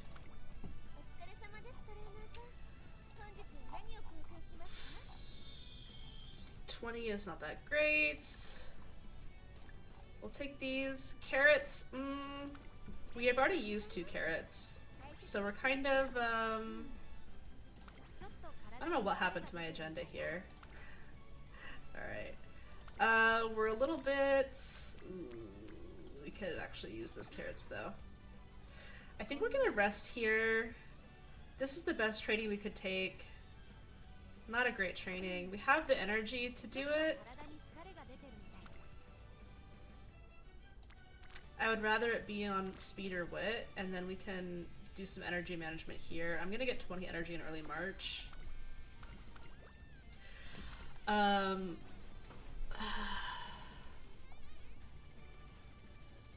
I thought you were all set on your CM12 aces. No.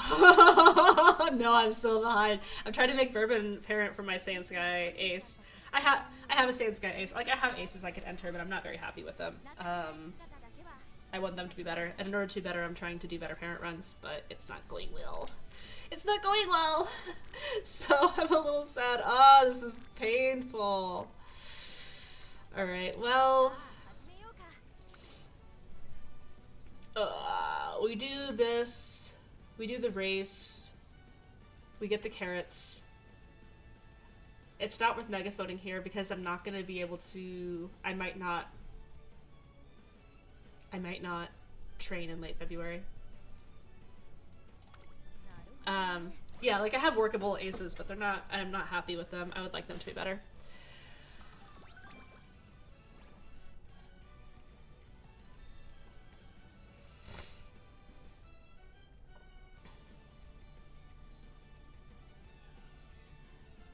I had to hard pity for ballroom, sand sky.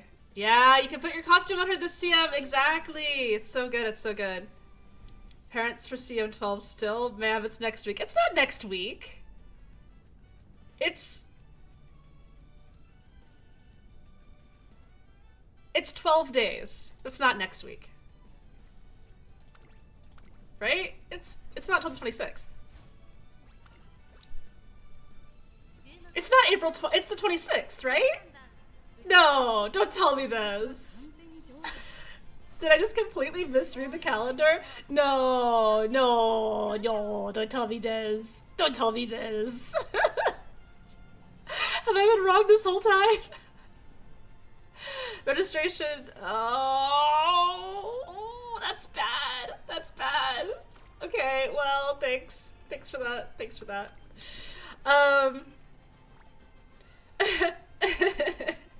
Hi, any viewers just joining. Oh, my scroll.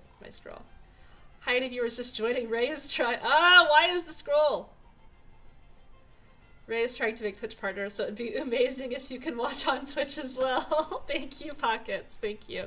Or just have it open in the background. Yeah, I'm trying to do Twitch partner. I got a couple qualifying streams last week, and so I'm hoping that I can do a little bit of a push here.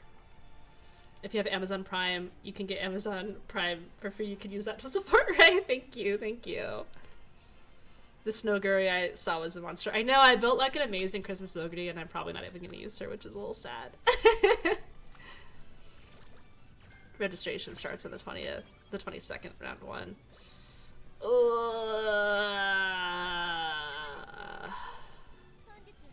Why would you tell me this on this, my daughter's day of birth? And by my daughter, I mean Fujikiseki.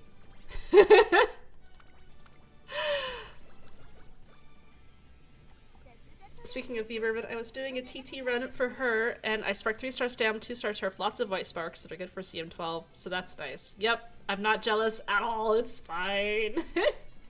I'm still trying to make a grandparent, yep. 26 is the cheerleader banner. Oh, that is what I confused it with, yeah. This happens every CM, but I just want CM12 to be over so I can do CM13. This CM just feels unrewarding. Yeah, it's tough. It is a little tricky, for sure. It's nice. We could have megaphoned that.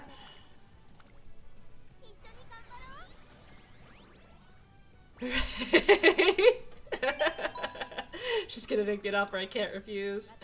Thank you so much, Ian Cat, for the Twitch sub. Thank you. That's really helpful. That helps me a lot. I really appreciate that. Thank you so much. Okay. I love this, but if I don't train this turn, if I race this turn, I won't have enough energy to take like a speed training next turn, so we'll just take this. How do you change an outfit? Main menu. Yep. From the main menu, there's an option that you can change your outfit from.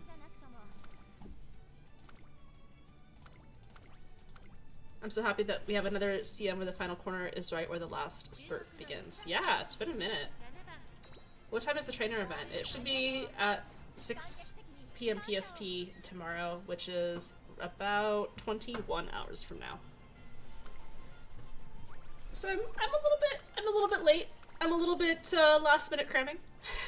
Taiki isn't good in CM13, right? Ooh, I haven't actually. CM13 is the derby, so yes, she is. She was good in CM1. Tokyo 2400, is that right? Oh, actually, wait, no. She's not. Yeah, the final corner is too late. Right? Is that the correct... Is it Tokyo 2400?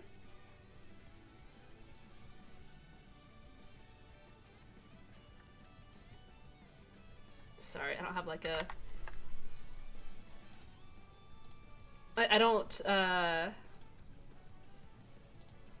look ahead quite so much to know all of the race conditions super far in advance, like further in advance than this. But let's see. CM13 Taurus Cup. It is Tokyo 2400. Yeah, she's not good at that. Corner 4 is too far away. Corner 4 is actually not where the late race starts, but it is like maybe 30 meters after the light ray starts, so redshift is still works. CM14 is Tokyo 1600. Yeah, that will be a Taiki map, won't it? Will it actually? That'll be a Nishino flower map. Maybe an innate Taiki map.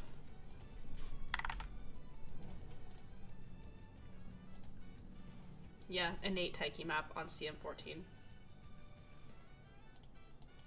Tokyo 1600, yeah. But flower is gonna be crazy on that one. Because flower is gonna proc perfectly there on CM14.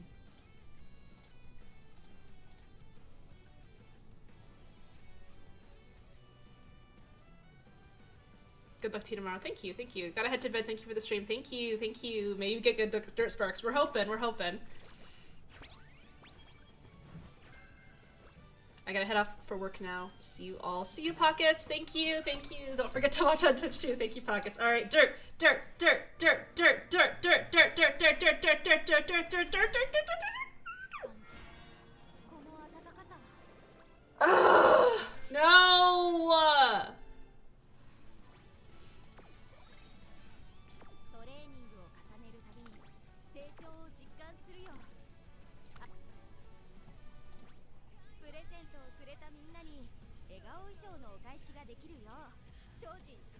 We didn't quit out of the run. We're still gonna finish the run, but we're gonna take a break.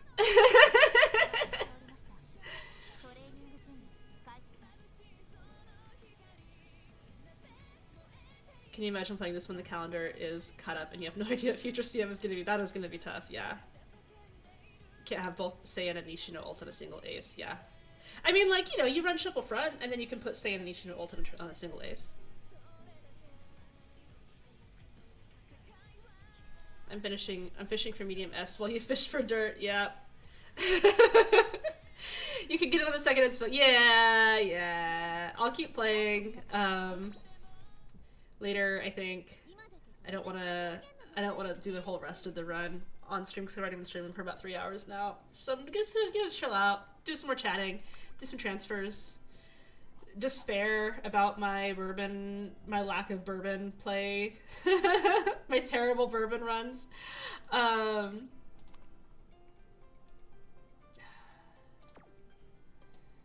can't like keep all of this.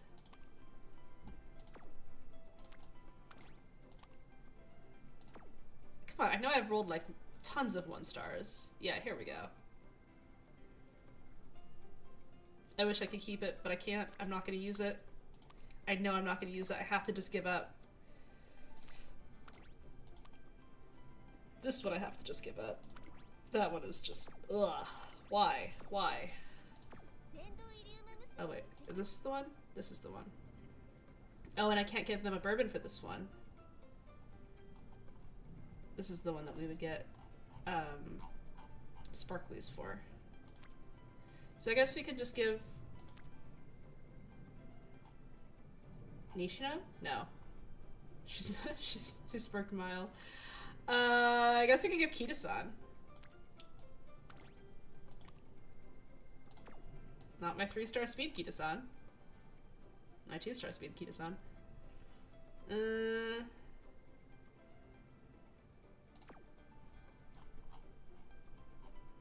Not a lot of other Umas to give, huh? Have you had to do another purge since your spring cleaning? I have not, and I really need to now that I have a lot of Ura Umas that I don't. All of my old all of my old Ura Umas. Yep. Yep.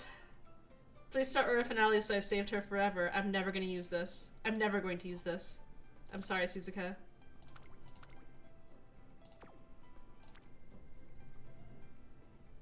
Oh, but I don't know that I want to get Suzuka.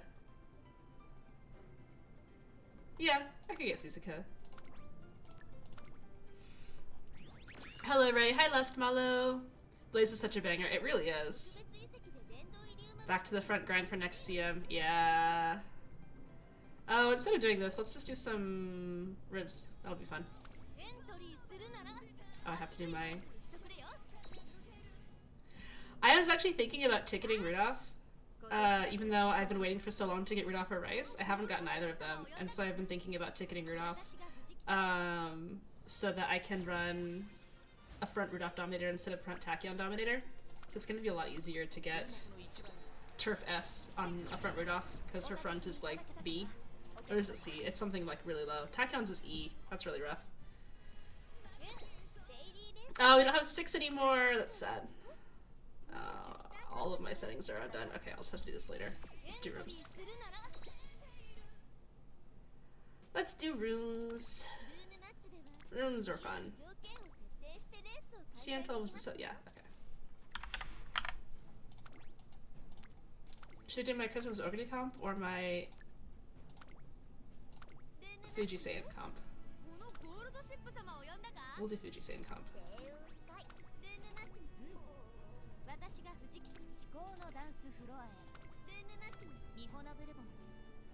I really need to remake my front dom though. Yeah, this is my Saiyan. I made her on stream last week. She's alright. Yeah. And then Fuji. She's pretty nice, but she can't really win. Unless she hits frame perfect, no stopping me. And then my front Tachyon Dominator. Dominator debuffer. Front Dominator doesn't really work. Not just late versus front, which you can work around with Summer Gold ship, but the conditions on position for Dominator in front wouldn't work. No, she falls back. She doesn't have any late race. Or mid race, really. Front Dominator is there because I need to run a second front for my Saiyan Sky, but I also don't want to be extremely disadvantaged for the Dominator arms race. So, and also because I don't want my second front to take Saiyan Sky's angling and scheming. Because Saiyan Sky angling and scheming is going to be much stronger than any other front that could possibly hit it. And so if I ran a second front and they took angling and scheming, that just nerfs my own win con, because Saiyan Sky has the best shot of beating Christmas Ogre when it comes to hitting win cons, competing against Ogre's win con. You're not going to see it very much in these rooms because my my community is all full of like crazy front mains who build incredible Umas that all like put mine to shame. Runs out of stamina. It's not a stamina thing, although it could be. It's more like it just doesn't, everything else passes it. It doesn't hit anything. So I build a front dom with concentration, dodging danger, prudent positioning, taking the lead, groundwork, turf S, 1200 power. So it is the fastest Uma out of the gate by far. And then my Saiyan Sky chases it, passes it, hits Rod, and wins. Ideally. Are Christmas Ogres banned in your room matches? I have a comp with and without her, but a lot of rooms I've seen hard to ban of Christmas Ogre. No, I don't ban any Umas. No, that's weird. I would not do that. Christmas Ogre is not banned. Please feel free to use her. I just don't have one, and I think my viewers, Wombat doesn't have it, and Navico is a front fan, apparently, so. Nice early escape artist. I really need killer tunes on my Sky. Look at all these fronts. Is your Arden a front or a pace? She's really up there. Oh, there goes Fuji. Fuji's getting up there now. I just got 3-star Uma Stand Dover. Nice! That's awesome! Congrats. Oh, yeah, you were hunting for that earlier. Nice. Oh, she's pace? Wow, she's way up there. Oh, come on, Saiyan. Nice. Tail tie, front strays. Radiant Star. Nice, nice.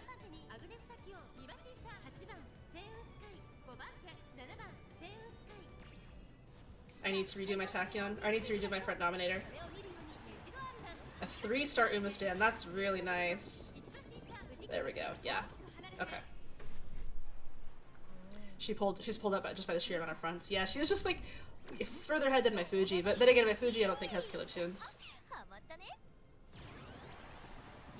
Oh, Fuji hits a frame perfect, or not frame perfect, but she hits a really early no stopping me. There goes Fuji! Let's see, Tachyon should be. Ah!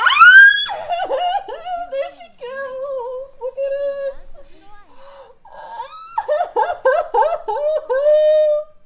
I love her! I love her! Your Honor, I love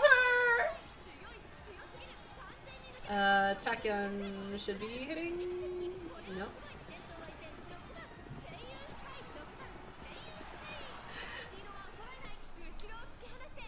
She's so pretty.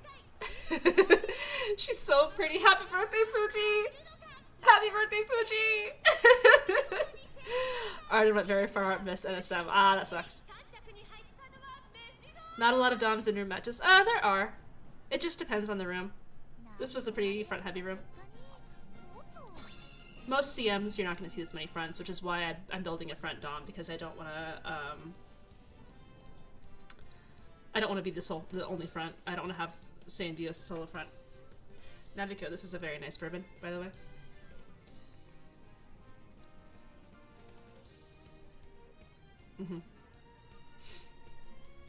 I really like the Kiss for Courage Operation Cacao combo. I think it's really fun. Nice Arden! Groundwork Arden. That's why she was so far ahead of me. Nice, I like it. I like the tech. Tachyon kidnapped my Chocobo, oh no! The secret other strategies for front dom to just kidnap everybody else's front.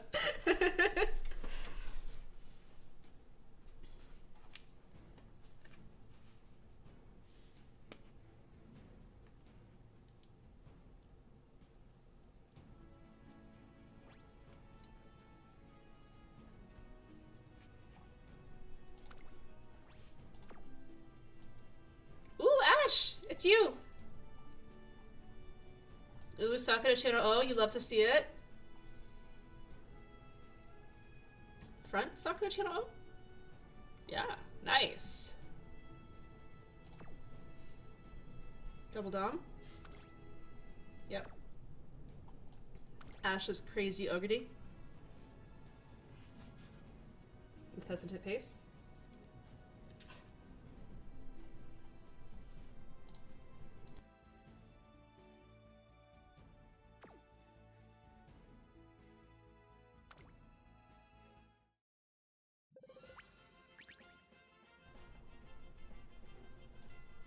GG, GG's Namiko, GG's Wombat.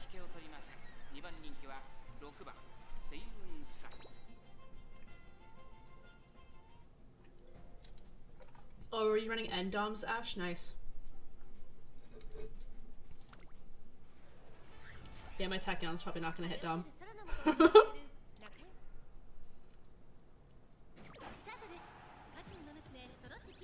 Oh, my Saiyan late started! But my Tachyon didn't. And this is gonna... Hopefully, that late start isn't gonna be too bad. Is Speedstar even worth it with the final corner being low past the Excel zone? Speedstar is a velocity skill, so it's very worth it because it's late race velocity.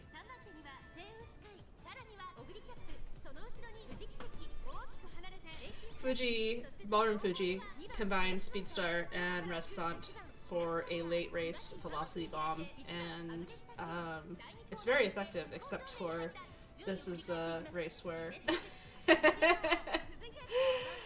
late race velocity bombs. The Saiyans just gave up. She just gave up. You guys saw her be so dominant in the last room. In this room, she's like, nah, I'm good. Canon accurate Saiyan Sky.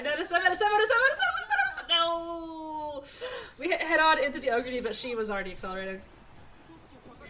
Saiyan just gave up. She late started and she was like, nah. Ah, Fuji! Sheepy. Go Chio! Chio here to remind Ray. Yup, I haven't forgotten. Fuji just late race velocity bombed so hard. Oh man, she hit everything late race. Nice, GG's.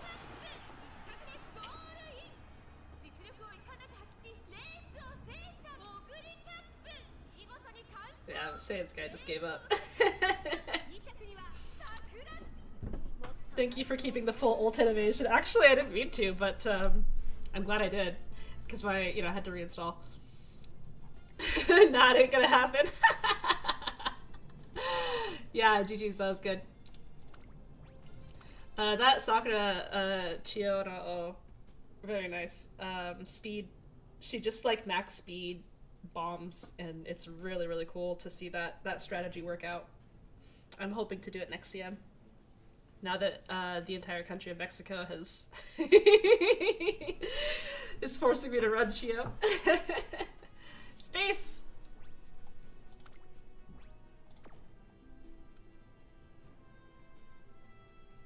Punch! Is she gonna punch? Oh wow, she's really gonna punch.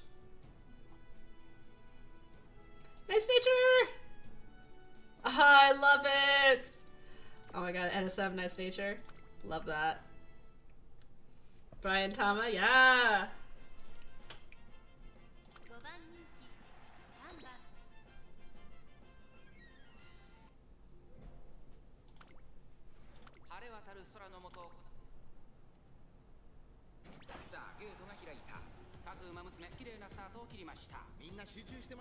I'm the only friends this lobby? Yeah.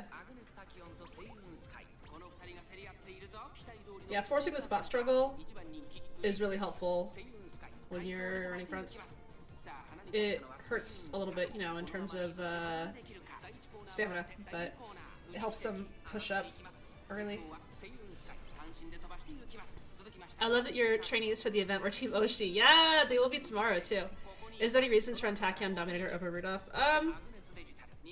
Not really. Tachyon has medium corners and straights, but her unique works. No, don't do it, Tachyon! She's gonna do it! I gave her too much mid-race for this. I really, really have to remake her. No, don't steal Rod from Sky, please! Kotsen. There you go. There you go. There we go. Alright. How about I just keep running this Tachyon and then give myself a heart attack every single CM race?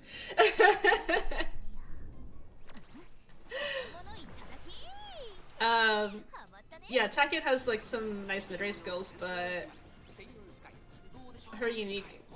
Whoa! That Digiton is moving! That Digiton just decided it was time to be gone. Did you see? Oh my god, do you see that? That is crazy.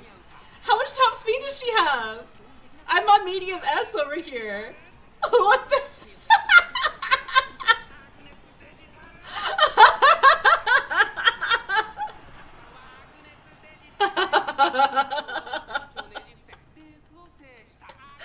She beat my Saiyan Sky, who was ahead of everyone and hit angling. I didn't even see what she hit. She must have like... Is that a frame NSM? She was so fast. It must have been a frame perfect NSM. Because she hit Radiant Star late too. Her only like MPB NSM.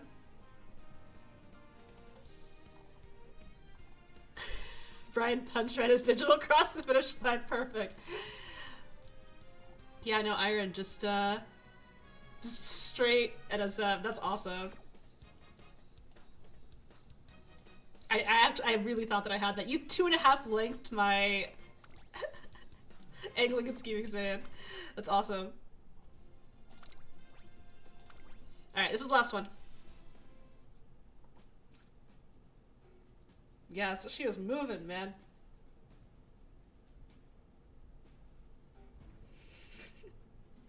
Yeah, she saw Fuji in the ball gun and Saiyan Sky in the little tux, and she was like, I gotta show up for this one. DJ Pie Sauce and Bolt Duck.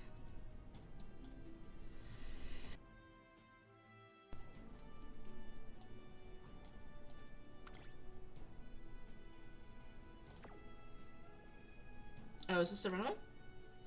Oh, nice. Sparkly started and runaway. Nice. A triple front with Saiyan Sky. Triple capped your Saiyan Sky too. That's nice. That's your deck. Oh, I think I've seen this Sky before. Have I? I feel like I have, because I started trying to do a nice nature tech in my Saiyan Sky decks because I saw somebody that used it, but I was not having a lot of luck with it personally. And Falco! Some people were trying to run Falco. I was talking to them about trying to optimize Falco a little bit, but it is tricky because of that groundwork proc.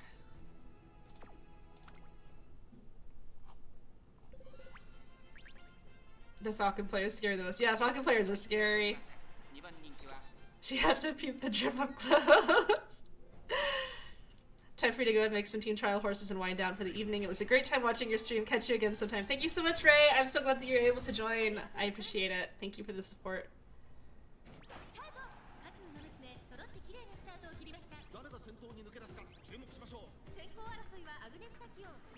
Here comes the runaway. I don't think that the runaway can stop me from hitting Rod, though.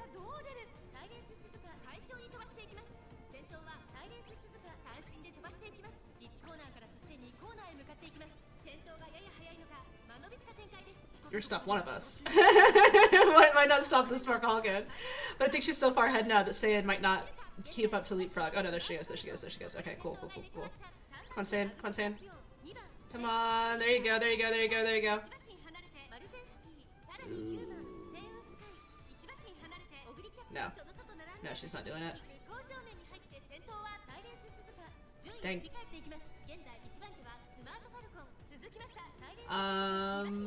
Fuji might have an NSM angle here. Nice Radiant Star.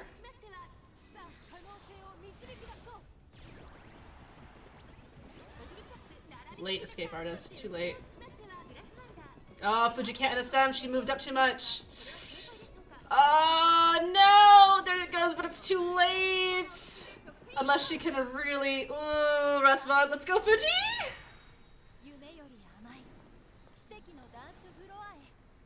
Oh my god, she's so beautiful. Look at her! Alright, we're just excelling into everything on Fuji right now. Oh, she's getting blocked by the Ogre. Oh no, she's getting blocked by my own Saiyan Sky! No! Ah, Fuji! Fuji! Oh my god! Oh!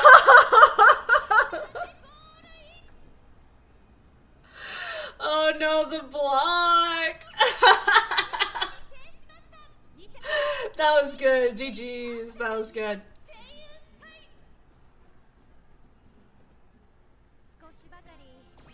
That was good. GG's, GG's. Alright. Well, thank you guys. That was fun. Yeah, thanks for hanging out. Thanks for watching my stream. Thank you again for supporting me on Twitch. I really, really appreciate it. It's gonna help me out a whole lot. So thank you guys so much for that. I'm going to pop off. But thank you again for all of your support, and I will be back tomorrow for the trainer training event, which I'm really excited about, so keep an eye out for that, and we will, yeah, we'll just, we'll hang out. It'll be super fun. Let's see. Oh, Ren's on. We can raid Ren. And Ren is also working on the trainer training event, so it'll be straight from one trainer training to another one.